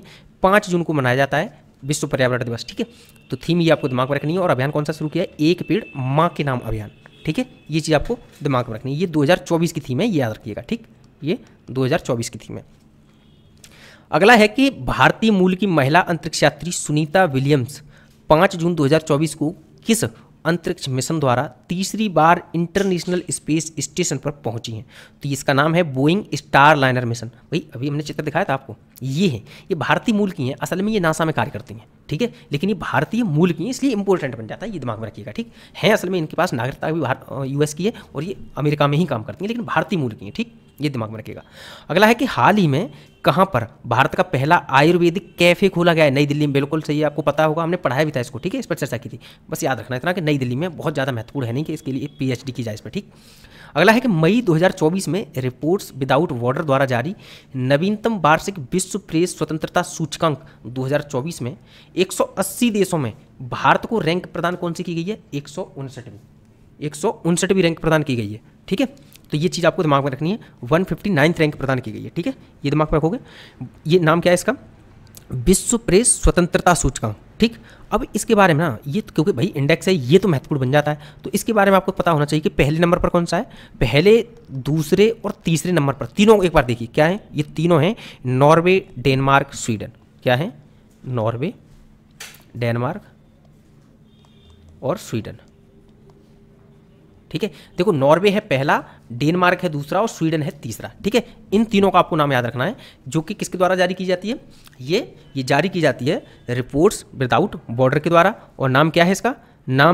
इसका नाम है जो है विश्व प्रेस स्वतंत्रता सूचकांक, ठीक है। भारत को इसमें 159वीं रैंक मिली है, जो कि देखा जाए तो वैश्विक स्तर पर जिस हिसाब की हमारी डेमोक्रेसी है, जिस हिसाब की हमारे पास पॉपुलेशन है और जिस हिसाब का हम जो दावा करते हैं, उस हिसाब से ये जो रैंक है ये बहुत ही ज़्यादा गिरी हुई रैंक है, ठीक है। तो ये आपको दिमाग में रखनी चाहिए। और साथ ही याद रखना चाहिए कि जो एक डेवलप कंट्री होता है ना, डेवलप कंट्री में जो एक फोर्थ पिलर होता है, डेवलप कंट्री में, एक डेमोक्रेसी में जो फोर्थ पिलर होता है वो क्या होता है?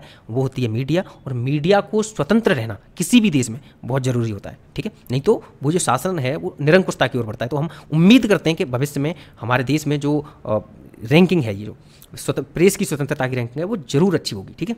आगे बढ़ते हैं। अगला है कि भारतीय सेना के तीनों अंगों के बीच संयुक्तता और सुधार लाने के उद्देश्य से पहला त्रिसेवा सम्मेलन 8 अप्रैल 2024 को नई दिल्ली में किस नाम से आयोजित किया गया है? तो परिवर्तन चिंतन, ठीक। परिवर्तन चिंतन असल में है क्या? ये चीज आपको दिमाग में रखनी है इसमें, और कुछ भी ज्यादा याद नहीं रखना है, ठीक है, ये दिमाग में रखना। अगला है कि केंद्रीय मंत्री ज्योतिरादित्य सिंधिया ने 4 मार्च 2024 को कहां पर भारत के पहले ग्रीन हाइड्रोजन प्लांट का उद्घाटन किया है? तो इसका उत्तर है जिंदल स्टेनलेस लिमिटेड, हिसार, हरियाणा में, ठीक है, ये भी आपको दिमाग में रखना है। अगला है कि महाराष्ट्र के सांगली जिले के छोटे कस्बे मिरज में बनाए जाने वाले किन वाद्य यंत्रों को 30 मार्च 2024 को भौगोलिक संकेतक प्रदान किया गया? तो इसका उत्तर है सितार और तानपुरा, ठीक है, सितार और तानपुरा है, ये चीज आपको दिमाग में रखनी है, ठीक है। अगला है कि भारत सरकार ने 2019 में संसद में पारित किस विवादित कानून को मार्च 2024 में लागू कर दिया है? तो CAA यानी कि सिटीजनशिप अमेंडमेंट एक्ट है। याद रखना, ये इसके बारे में हम पूरी एक वीडियो लेके आ चुके हैं। आप अगर इसके बारे में देखना चाहो तो जो स्पेशल टॉपिक वाला जो सेक्शन है उसमें जाकर के देखिएगा, CAA पर पूरी वीडियो है, ठीक है। वह देश जहाँ से भारतीय नागरिकों को निकालने के लिए पिछले दिनों भारत सरकार द्वारा ऑपरेशन इंद्रावती चलाया गया। देखो, ये महत्वपूर्ण है, ये बहुत ही ज़्यादा महत्वपूर्ण टॉपिक है, ठीक है। इसको एक बार देख लो। आप ये देख रहे हो, ये क्या है? ये है हमारा नॉर्थ अमेरिका और ये है साउथ अमेरिका, ठीक है। इतनी सी बात क्लियर हुई। अब एक बार आप इनको देख रहे हो, इन द्वीपों को, ये वो द्वीप हैं जो कि नॉर्थ अटलांटिक सी में है, ठीक है। और इन्हें क्या कहा जाता है? इन्हें कैरेबियन आइलैंड्स कहा जाता है। अगर इन्हीं में एक द्वीप है यहाँ पर, इसको अगर जूम करके देखें तो ये देखो, ये है द्वीप। पता है इस द्वीप का नाम क्या है? इस द्वीप का नाम है हिस्पैनियोला। क्या नाम है? हिस्पैनियोला। अब दिमाग में रखना, अगर कभी आए कि हिस्पैनियोला क्या है, तो हो सकता है इस तरीके से आए कि ये डायनासोर की प्रजाति है, ठीक है। हो सकता है इस तरीके से क्या है कि एक क्षुद्र ग्रह है, ठीक है। हो सकता है इस तरीके से आए कि ये एक उल्कापिंड है। आपको क्या याद रखना है कि जो हिस्पैनियोला है ये एक आइलैंड है। कहाँ पर है? ये नॉर्थ अटलांटिक सी में है, ये कैरिबियन आइलैंड्स का पार्ट है। इतनी बात दिमाग में रखोगे? जी हाँ, दिमाग में रखेंगे। अब समझो एक और चीज़ कि इस हिस्पैनियोला आइलैंड पर 2 देश हैं। कौन सा है? एक है हैती और एक है डोमिनिकन रिपब्लिक, ठीक है, ये भी याद रखोगे। दूसरी चीज़ एक और रखो कि इस पूरे द्वीप के लगभग 1/3 भाग पर है हैती और लगभग 2/3 भाग पर है डोमिनिकन रिपब्लिक, ठीक है, ये भी याद रखोगे। अब समझो दूसरा कि इस हैती में जो सरकार के साथ विद्रोहियों की कुछ उठापटक के चक्कर में ऐसी स्थिति बनी हुई है पिछले कुछ समय से कि यहाँ लगातार यहाँ पर गृह युद्ध छिड़ा हुआ है, जहाँ आपस में ही झगड़ा लगा हुआ है और इससे कई लोगों की जानें जा रही हैं, कई लोगों की, और या इससे नहीं बहुत समय से। लेकिन अभी स्थिति बहुत ही ज़्यादा गंभीर हुई थी, इसलिए इस हैती से हमारे जो भारतीय लोग हैं उन भारतीयों को हैती से इस देश में डोमिनिकन रिपब्लिक में पहुंचाने के लिए भारत सरकार ने एक ऑपरेशन लॉन्च किया था। उस ऑपरेशन का नाम है मिशन इंद्रावती। क्या ये याद रखोगे? बिल्कुल याद रखोगे। लेकिन इसके साथ ही आपको ये भी याद रखना है कि भाई यमन से भारतीयों को लाने के लिए किस ऑपरेशन को चलाया गया, इजराइल से भारतीय को लाने के लिए किस ऑपरेशन को चलाया गया, आप तुर्की में भूकंप आने पर वहाँ पर हेल्प के लिए किस ऑपरेशन को चलाया गया। भाई ये मान के चलिए कि अपना जो है यूक्रेन से भारतीयों को लाने के लिए किस ऑपरेशन को चलाया गया। ये सारे ऑपरेशन आपको याद रखने हैं, क्योंकि इन ऑपरेशन की मैंने लिस्ट भी आपको प्रोवाइड करा दी है, और इसकी लिस्ट, इन सारे ऑपरेशंस की लिस्ट आपको खुद देख लेना, और नहीं देख पाओ तो मैं आज ही शाम को अपने टेलीग्राम चैनल में इस पूरी लिस्ट को प्रोवाइड करा दूंगा, ठीक है। इस लिस्ट को मैंने रखा था लेकिन यहाँ लाना मैं भूल चुका हूँ, ये बात मुझे याद है, ठीक है। टेलीग्राम चैनल में प्रोवाइड कराऊंगा, याद रखिएगा, सारा का सारा याद रखना है, ठीक, क्योंकि ये आपको मिलाने के लिए आएगा। यहाँ पर एक लिस्ट देगा, ठीक है, और यहाँ पर ये देश देगा, ठीक है, तो इस तरीके से आपको मिलाने के लिए आ जाएगा। आगे बढ़े। अगला है कि भारत का पहला सेमीकंडक्टर फैब्रिकेशन प्लांट मार्च 2024 में कहाँ पर स्थापित किया गया है। धोलेरा, गुजरात में, ठीक है, याद रखना है, धोलेरा गुजरात में स्थापित किया गया है, ये चीज़ आपको दिमाग में रखनी है, ठीक। अगला है कि महाराष्ट्र सरकार, ये थोड़ा सा सेमीकंडक्टर के बारे में पता है आपको, ये इलेक्ट्रॉनिक जितनी भी सामान होते हैं, इलेक्ट्रॉनिक सामान जितने भी होते हैं, उन सब में इसको यूज़ किया जाता है, ये याद रखिएगा, ये इसका महत्व बहुत ज़्यादा है, ठीक है, सेमीकंडक्टर का। आगे देखते हैं। महाराष्ट्र सरकार ने 13 मार्च 2024 को अहमदनगर का नाम परिवर्तित कर नया नाम रखने का निर्णय लिया है। जो क्या नाम है नया? अहिल्यानगर, ठीक है, ये याद रखना। अगला है कि भारतीय नौसेना में 13 मार्च 2024 को तटवर्ती समुद्री जल में पनडुब्बी रोधी ऑपरेशन के लिए किन 2 जहाज़ों को शामिल किया गया है। तो एक है INS अग्रम और दूसरा है INS अक्षय, ये दोनों याद रखना, ठीक। इन दोनों का याद क्या रखना है, ये याद रखना है कि ये असल में है क्या, तो पनडुब्बी रोधी ऑपरेशन के लिए ये जहाज हैं। क्या हैं ये? शिप हैं। किस काम के लिए? पनडुब्बी रोधी, यानी कि पनडुब्बियों को डिस्ट्रॉय करने के लिए, ठीक है, तो ये याद रखना है बस, ठीक। अगला है कि 6 मार्च 2024 को प्रधानमंत्री मोदी ने भारत की पहली अंडर वाटर मेट्रो टनल का उद्घाटन किया है। कहाँ पर किया है? कलकत्ता में किया है, ठीक है। पहली जो अंडर वाटर मेट्रो टनल है वो कहाँ पर किया है, उसका उद्घाटन कलकत्ता में किया है, ये याद रखना है। और इसके बारे में ना हमने जो डेली करंट अफेयर लेके आते थे उसमें बहुत अच्छे से चर्चा भी की थी, लेकिन इसके बारे में ना हमारी ये जो मैगजीन है उसके आगे भी चर्चा दी हुई है, इसलिए यहाँ पर बहुत ज़्यादा चर्चा नहीं करेंगे, आगे समझ लेंगे, ठीक है। अगला है कि संयुक्त राष्ट्र सतत विकास समाधान नेटवर्क द्वारा मार्च 2024 में जारी विश्व खुशहाली रिपोर्ट 2024 में भारत को कौन सी रैंक प्रदान की गई है। तो याद रखना ये है 126वीं। अब आपको क्या याद रखना है कि देखो, अगर प्रेस फ्रीडम की बात आए तो उसमें 159वीं रैंक है, लेकिन जब बात विश्व खुशहाली सूचकांक की आए तो उसमें 126वीं रैंक है। इसमें आपको बिल्कुल भी कंफ्यूज नहीं होना है, ठीक है। क्या बात समझ में आ रही है? अच्छा, विश्व खुशहाली जब हम बात करेंगे जो विश्व खुशहाली रिपोर्ट की, विश्व खुशहाली इंडेक्स की जब हम बात करेंगे तो इसमें फिर हम अगर ये देखना चाहें कि पहले दूसरे पर कौन सा है, तो पहले पर कौन सा है? फिनलैंड, ठीक है। अगर हम दूसरे की बात करें तो दूसरे पर कौन सा है? डेनमार्क, ठीक है। और तीसरे पर है आइसलैंड, ठीक है, तीसरे पर आइसलैंड है, ठीक है। ये तीनों के तीनों क्या हैं? ये तीनों के तीनों नॉर्डिक कंट्रीज हैं, याद रखिएगा, नॉर्डिक कंट्रीज हैं। और ये जो दोनों हैं ये स्कैंडिनेवियन कंट्रीज का भाग है या नहीं? एक काम करो, जल्दी से कमेंट में जाओ और स्कैंडिनेवियन कंट्रीज की लिस्ट बताओ और नॉर्डिक कंट्रीज की लिस्ट बताओ। मैंने एक बार नहीं, 2 बार नहीं, कम से कम 5 से 6 बार ये चीज़ समझाई है। आपको स्कैंडिनेवियन कंट्रीज और नॉर्डिक कंट्रीज में अंतर करना आना चाहिए। समझ में आ रहा है? तो जल्दी से नॉर्डिक कंट्रीज और स्कैंडिनेवियन कंट्रीज को एक बार लिस्ट में डाल दो आप, कौन कौन से नॉर्डिक कंट्रीज हैं और कौन कौन से स्कैंडिनेवियन कंट्रीज हैं। क्या बात समझ में आ रही है? जी हाँ, बिल्कुल समझ में आ रही है। अब इसमें बात आती है कि भाई ठीक है, खुशहाली रिपोर्ट में पहले पर फिनलैंड है, डेनमार्क है, आइसलैंड है, सबसे लास्ट में क्या है? तो सबसे लास्ट में है अफगानिस्तान। क्या है? अफगानिस्तान। अब एक और बात है समझने वाली कि भाई इससे पहले हमने प्रेस फ्रीडम इंडेक्स की बात की थी ना? जी हाँ की थी भाई। उसमें भारत की 159वीं रैंक आई थी ना? जी हाँ आई थी। क्या उसमें लास्ट हमने बताया था कौन था? जी नहीं, नहीं बताया था लास्ट क्या था। तो उसमें भी याद रखिए, उसमें लास्ट है इरिट्रिया। क्या है? इरिट्रिया, ठीक। इसमें लास्ट है अफगानिस्तान, ठीक है। भारत की इसमें 126वीं है और जो प्रेस फ्रीडम वाला है उसमें भारत की 159वीं रैंक है। क्या ये चीज़ आप लोग दिमाग में रखोगे? जी हाँ, बिल्कुल रखेंगे। अगला है कि मार्च 2024 में सुप्रीम कोर्ट के किस पूर्व न्यायाधीश को लोकपाल का नया अध्यक्ष नियुक्त किया गया है? तो ये है AM खानविलकर।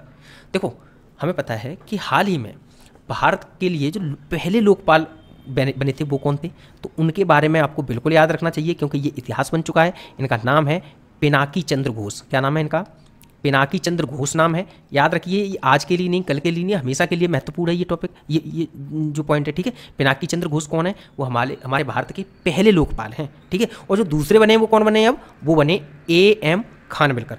अगर आप इनको देखना चाहें तो ये हैं। अब मैंने ऊपर गलती से लिख दिया, लेकिन आप देख लीजिएगा, ठीक है। याद रखिएगा ये चीज़, ठीक, याद रखोगे। अच्छा, दूसरी एक और चीज़ आपको पता है कि ये जो लोकपाल है ये किस एक्ट के तहत गठित किए जा रहे हैं, कि किस एक्ट के अंतर्गत लोकपाल का कानून आया था, वो कब आया था? तो देखो, 2013 में एक्ट बना था लोकपाल का, ठीक है।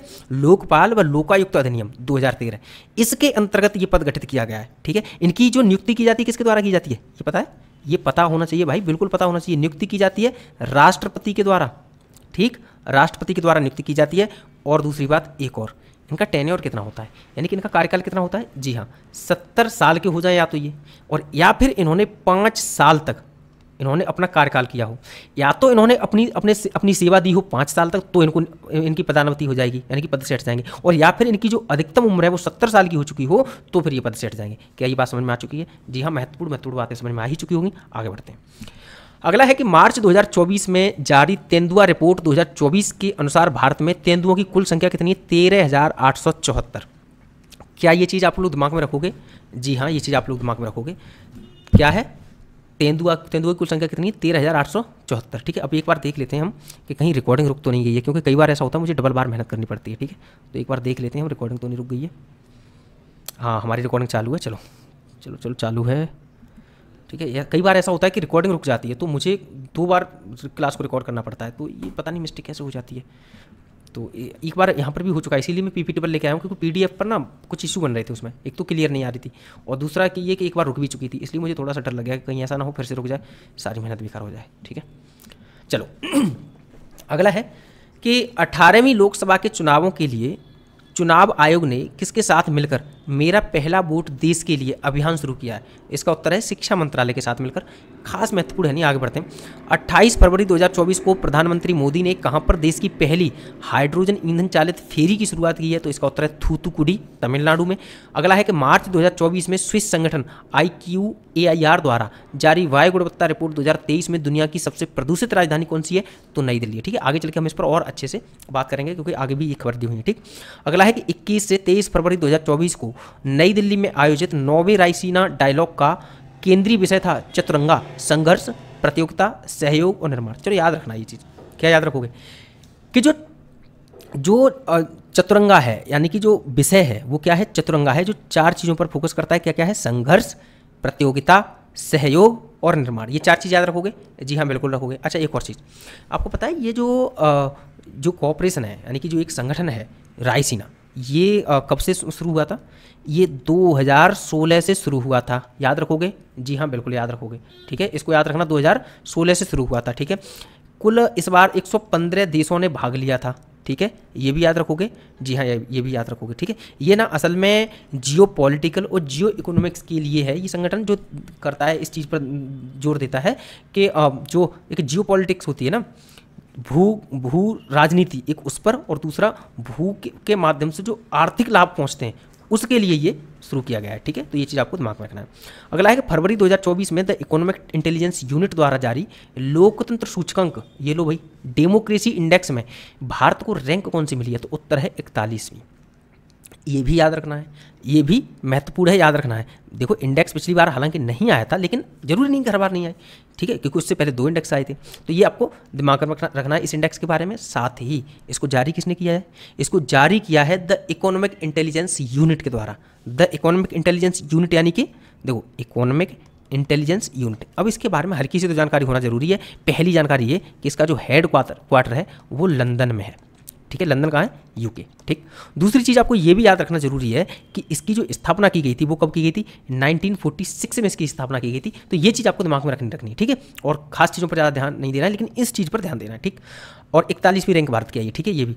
अगला है कि भारतीय अंतरिक्ष अनुसंधान संगठन यानी कि इसरो ने 17 फरवरी 2024 को आंध्र प्रदेश के श्रीहरिकोटा से प्रक्षेपण वाहन GSLV F-14 से तीसरी पीढ़ी के किस मौसम विज्ञान उपग्रह का सफल प्रक्षेपण किया है?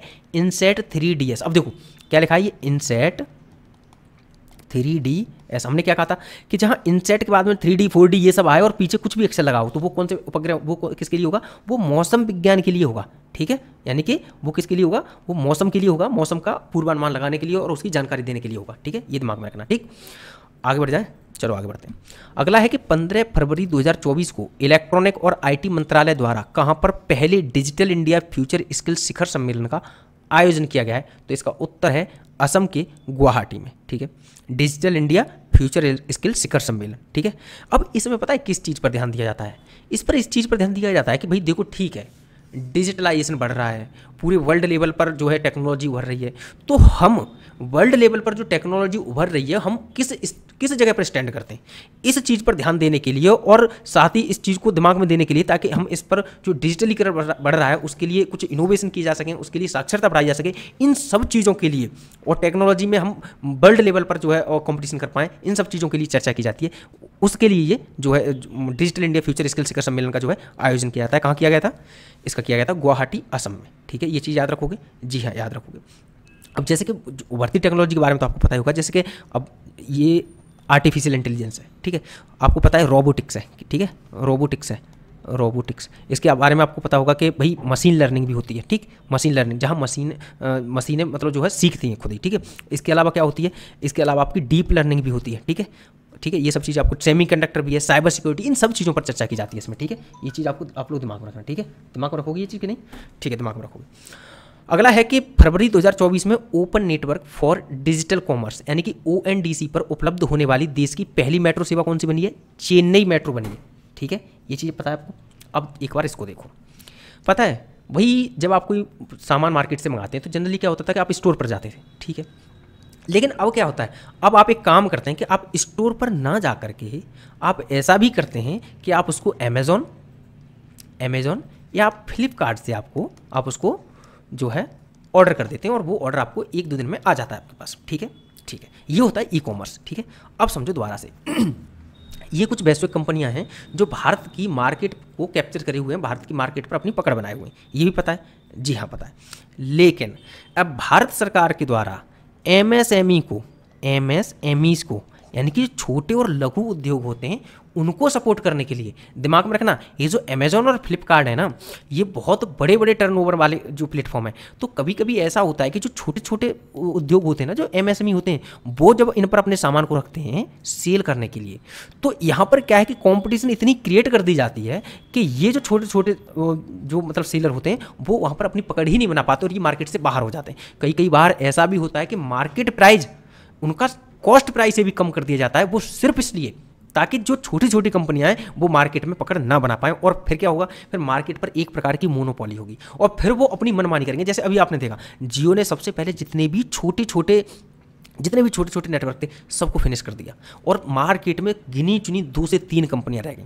आपको पता है कम्युनिकेशन के मामले में आज भारत में मोनोपोली हो चुकी है। क्या ये आपको एहसास है या नहीं? एहसास होना चाहिए।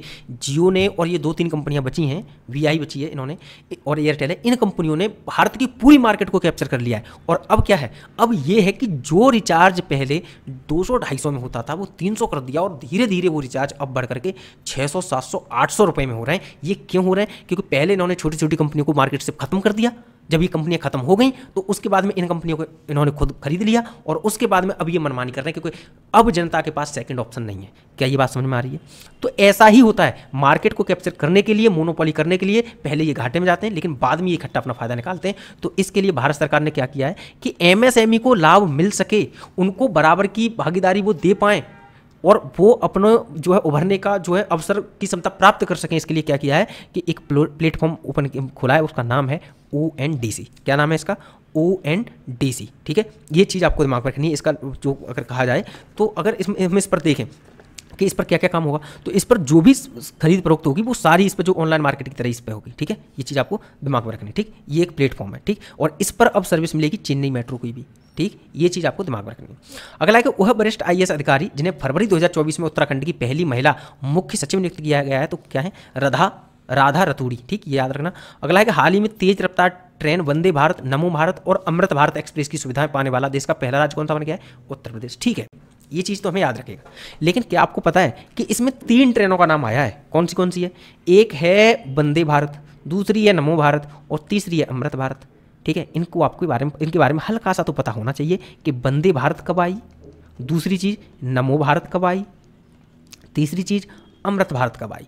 इन तीनों ट्रेनों में, ये तीनों फास्ट बहुत ही ज़्यादा तेज गति से चलने वाली ट्रेनें हैं और ये भारत में कब लॉन्च हुई ये आपको पता होना चाहिए, ठीक है। तो वंदे भारत कब आई? 2019 में, याद कीजिएगा। नमो भारत कब आई? 2023 में, ये भी याद कीजिएगा। और जो अमृत भारत है वो लॉन्च दिसंबर में हुई थी 2023 के में, लेकिन जो शुरू हुई है वो कब से हुई है? 2024 से। ये भी आपको बिल्कुल याद रखना है, ये दिमाग में रखिएगा, ठीक है। ये बात समझ में आई कि नहीं आई? जी हाँ, ये चीज़ आपको ये सन सारी की सारी याद रखनी है, ये दिमाग में रखना, ठीक। अगला है कि 9 फरवरी 2024 को कौन सा राज्य पुरानी पेंशन योजना को बहाल करने वाला उत्तर पूर्व का पहला राज्य बना है? तो उत्तर है सिक्किम। भाई पुरानी पेंशन और नई पेंशन का आपने बड़ा लफड़ा सुना होगा, हालांकि इस पर पीएचडी करने की आवश्यकता है नहीं, लेकिन आपको ये बात दिमाग में जरूर होना चाहिए कि जो नई पेंशन स्कीम है वो कब से लागू की है? तो नई पेंशन स्कीम है वो लागू हुई है 2004 से। कब से लागू हुई है? 2004 से नई पेंशन स्कीम लागू हुई है, ठीक है। ये चीज़ आप दिमाग में रखोगे या नहीं? अब इसमें क्या है ना कि ओल्ड पेंशन स्कीम थी, उसमें कुछ कटौती वगैरह नहीं होती थी। न्यू पेंशन स्कीम में कुछ कटौती होती हैं जो कर्मचारी होती हैं उनके इनकम से, और इसके अलावा कुछ जैसे कि आपको पता है, सॉरी,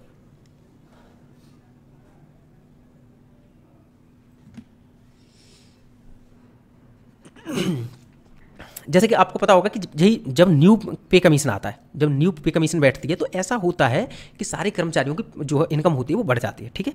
तो जो इनकम बढ़ती है तो जो पेंशन मिल रही होती है ना, तो न्यू पेंशन स्कीम के तहत क्या है कि वो इनकम इन पेंशन में नहीं बढ़ेगी। लेकिन ओल्ड पेंशन स्कीम में क्या था कि अगर नए कर्मचारियों की और सबकी अगर इनकम बढ़ रही है तो इसके साथ साथ पेंशन की भी जो रेट थी वो बढ़ती थी, यानी कि पेंशन का अमाउंट था वो भी बढ़ता था उसी रेशियो में, ठीक है। तो इसलिए ये मतलब ये मांग की जाती रही है अक्सर, और ये अब ना एक पॉलिटिक्स का इशू बन गया है कि जहाँ एक पार्टी कहती है कि नई पेंशन स्कीम चलनी चाहिए, दूसरी पार्टी इस आधार पर वोट मांगने का प्रयास करती है कि हम ओल्ड पेंशन स्कीम को लागू करेंगे। समझ में आ रहा है? तो ये वही है कुछ इशू, ठीक है। आप दिमाग में क्या रखना है कि 2004 में न्यू पेंशन स्कीम लागू हुई थी, ठीक है। ये चीज़ दिमाग में रखोगे, ठीक है। अब देखो इधर कि मसालों और पाक कला से संबंधित जड़ी बूटियों पर कोडेक्स समिति का 7वां सत्र 29 जनवरी से 2 फरवरी 2024 के बीच कहाँ आयोजित किया गया है? कोच्चि, ठीक है। ये नेक्स्ट पेज में है, याद रखना, कोच्चि के केरला में, ठीक है। याद रखना ये कोडेक्स समिति किस चीज़ से रिलेटेड है ये आपको विशेष तौर पर याद रखना है, ठीक है। और ये ओएनडीसी प्लेटफॉर्म का जो है लोगो है, दिखा दिया मैंने आपको। अगला है कि 13 फरवरी 2024 को असम सरकार ने किस फल को राज्य फल के रूप में घोषित किया है? तो उत्तर है काजी नींबू, और इसको खट्टा नींबू भी बोलते हैं। हाल ही में भारत का पहला स्वदेशी जनरेटिव एआई यानी Jain AI large language model LLM, जिसे भारत जीपीटी कहा जा रहा है, किसके द्वारा लॉन्च किया गया है? तो इसका उत्तर है कोरोवर प्राइवेट लिमिटेड के द्वारा, ठीक है। ये नाम महत्वपूर्ण होते हैं, तो ये चीज़ आपको दिमाग में रखनी है नाम के बारे में, ठीक है। अगला है कि उड़ीसा राज्य सरकार ने फरवरी 2024 में अपने किस वन क्षेत्र को राज्य के चौथे बायोडाइवर्सिटी हेरिटेज साइट के रूप में नामित किया है? तो इसका उत्तर है गुप्तेश्वर वन क्षेत्र, ठीक है। ये दिमाग में रखना है, क्या है? गुप्तेश्वर वन क्षेत्र। अगला है कि भारत सरकार के प्रधान वैज्ञानिक सलाहकार प्रोफेसर अजय कुमार सूद ने फरवरी 2024 में विज्ञान प्रौद्योगिकी, इंजीनियरिंग, गणित और चिकित्सा, देखो ये क्या है? साइंस एंड टेक्नोलॉजी, और ये क्या है? ये जो है ये मैथ है, और ये क्या है? मेडिकल है, और ये जो क्या है? ये टेक्नोलॉजी, टी फॉर टेक्नोलॉजी, ठीक है। तो इसमें स्टेम में भारतीय महिलाओं और लड़कियों का प्रतिनिधित्व बढ़ाने के लिए किस पोर्टल को लॉन्च किया है? तो ये है स्वाति पोर्टल को किस कार्य के लिए लॉन्च किया गया है? ये चीज़ आपको दिमाग में रखनी है, ठीक है। ये स्टेम वाला याद रखना है कि S for science, T for technology, E for engineering और एम फॉर मैथ और एम फॉर मेडिकल, ठीक है। ये याद रखना इन क्षेत्रों में महिलाओं की भागीदारी बढ़ाने के लिए, ठीक है। ये याद रखोगे, जी हाँ। स्वाति पोर्टल है जो महिलाओं के लिए विज्ञान के लिए प्रौद्योगिकी और नवाचार, ठीक है, याद रखना। अगला है कि हाल ही में उत्तराखंड स्थित किस टाइगर रिजर्व में पहली बार लुप्तप्राय हॉग हिरण देखा गया? क्या नाम है? हॉग हिरण देखा गया। कहाँ है? राजाजी टाइगर रिजर्व में, ठीक है। क्या है ये? राजाजी टाइगर रिजर्व, ये आपको दिमाग में रखना है। अच्छा थोड़ी सी ना बस एक हल्की सी बात याद रखना कि जो राजाजी टाइगर रिजर्व है वो यानी कि नेशनल पार्क है, वो कब इसको घोषित किया गया था? 1983 में, ठीक है। ये चीज़ आप लोग दिमाग में रखना हल्का सा, ठीक। आगे बढ़ते हैं। अगला है कि 18 से 21 जनवरी 2024 के बीच नई दिल्ली में आयोजित 7वां भारत अंतर्राष्ट्रीय रामायण मेला का मुख्य विषय क्या था? तो रामायण के माध्यम से विश्व को जोड़ना, ठीक है। ये याद रखना है। अगला है कि प्रधानमंत्री मोदी द्वारा 14 फरवरी 2024 को यूएई के अबू धाबी में पहले हिंदू मंदिर का उद्घाटन किया गया। इस मंदिर का नाम क्या है? तो इस मंदिर का नाम है बोचास नवासी अक्षर पुरुषोत्तम स्वामी नारायण मंदिर, ठीक है। ये याद रखना है, यानी बाप्स। भारत के सबसे बड़े थिएटर फेस्टिवल भारत रंग महोत्सव का आयोजन 1 फरवरी से 21 फरवरी 2024 तक कहां पर किया गया है? तो इसका उत्तर है कच्छ के गुजरात में। फरवरी 2024 में न्यायमूर्ति रितु बाहरी को किस उच्च न्यायालय की पहली महिला मुख्य न्यायाधीश नियुक्त किया गया है? तो इसका उत्तर है उत्तराखंड उच्च न्यायालय की, ठीक है। अच्छा ये हल्का सा ना इसके बारे में थोड़ा सा आपको जानकारी होनी चाहिए। आपको पता है कि जो भारत की सुप्रीम कोर्ट की पहली महिला जस्टिस कौन बनी थी, ये आपको पता होना चाहिए। वही फातिमा बीबी थी। वो क्या नाम था उनका, फातिमा बीबी, ये आपको याद रखना होना चाहिए। 1989 में बनी थी, ठीक। अच्छा, एक और चीज़ याद होनी चाहिए कि किसी भी हाई कोर्ट की पहली महिला मुख्य न्यायाधीश कौन बनी थी, तो ये आपकी हैं लीला सेठ। कौन है, लीला सेठ थी, जो कब बनी थी, ये बनी थी दिल्ली हाई कोर्ट की बनी थी और 1978 में, ठीक है, ये चीज़ भी याद रखना। अच्छा, एक और चीज़, आपने बी नागरत्ना का नाम सुना होगा, बी नागरत्ना का, ठीक है। आपको पता है 2027 में ये भारत की पहली महिला मुख्य न्यायाधीश होंगी। आज तक सुप्रीम कोर्ट में इतने जजेस चुने गए, उनमें आज तक केवल और केवल 11 महिलाओं को चुना गया है। ये याद रखिएगा, जब महिलाओं की बात करोगे तो ये जरूर फैक्ट डालिएगा, ठीक है। केवल 11 महिलाओं को चुना गया है और उनमें आज तक सुप्रीम कोर्ट की मुख्य न्यायाधीश कोई भी महिला नहीं बनी है। तो फातिमा बीबी 2027 में ऐसी संभावना है कि बी नागरत्ना 2027 में हमारे सुप्रीम कोर्ट की पहली महिला मुख्य न्यायाधीश होंगी, ठीक है। और बिल्कुल ये बहुत बड़ा लैंडमार्क होगा, याद रखिएगा, ये बहुत बड़ा लैंडमार्क होगा। और जिस दिन ये बनेंगी उस दिन बहुत बड़े बड़े फैसले, अब अपनी जो कार्यकाल में बड़े बड़े फैसले सुना के जाएंगी, इस बात का विश्वास है, ठीक है। आगे देखिए, अगला है कि जनवरी 2024 में डीआरडीओ द्वारा भारतीय सेना के लिए किस नाम से मोबाइल ब्रिज सिस्टम लॉन्च किया गया, तो उत्तर है सर्वत्र। आगे है 2 से 4 फरवरी 2024 के लिए एलोरा अजंता अंतर्राष्ट्रीय महोत्सव 2024 कहाँ आयोजित किया गया, तो इसका उत्तर है छत्रपति संभाजी नगर, जो है महाराष्ट्र में, ठीक है, जी हाँ। और आज की क्लास यहीं पर खत्म होती है। अब आपको ना देखो, सेकंड क्लास जल्दी ही आएगी, लेकिन इसको ना थोड़ा क्वालिटेटिव बनाने के लिए थोड़ा प्रयास करना पड़ता है। हाँ, एक और चीज़, आप सोच रहे होंगे कि ये तो इस तरीके से तो बहुत समय में खत्म होगी, जी नहीं, बिल्कुल नहीं, ये वन लाइनर है। क्या है ये, वन लाइनर, ठीक है। ये वन लाइनर है, इसलिए इनमें समय लग रहा है। जब बड़ी बड़ी न्यूज़ आ जाएंगी तो ऐसा होगा कि हम एक दिन में 20 से 30 पेज भी कवर कर देंगे एक क्लास में, ठीक है। ये याद रखिएगा, बिल्कुल क्वालिटी के साथ करेंगे, निश्चिंत रहिए, ठीक है। और मेहनत करते रहिए। जितना पढ़ा है, अभी 5 पेज हमारे कंप्लीट हो चुके हैं, एकदम रटे हुए होने चाहिए। मैं कभी भी सरप्राइजली आपको ये बोल सकता हूँ कि इनका अब टेस्ट है, याद रखिए। टेलीग्राम पर आपसे टेस्ट भी लिया जा सकता है और ऑनलाइन हम आपको जो है लाइव आकर के भी हम टेस्ट ले सकते हैं। तो उसके लिए तैयार रहना है। जो 6 महीने की हमारी वैक्सीन है उसको सही ढंग से रट लेना है, ठीक है। तो जितना अभी हमने 5 पेज पढ़ाए हैं, 5 के 5 पेज आपको सही से रटे हुए होने चाहिए। नेक्स्ट क्लास में मिलते हैं। Thank you so much.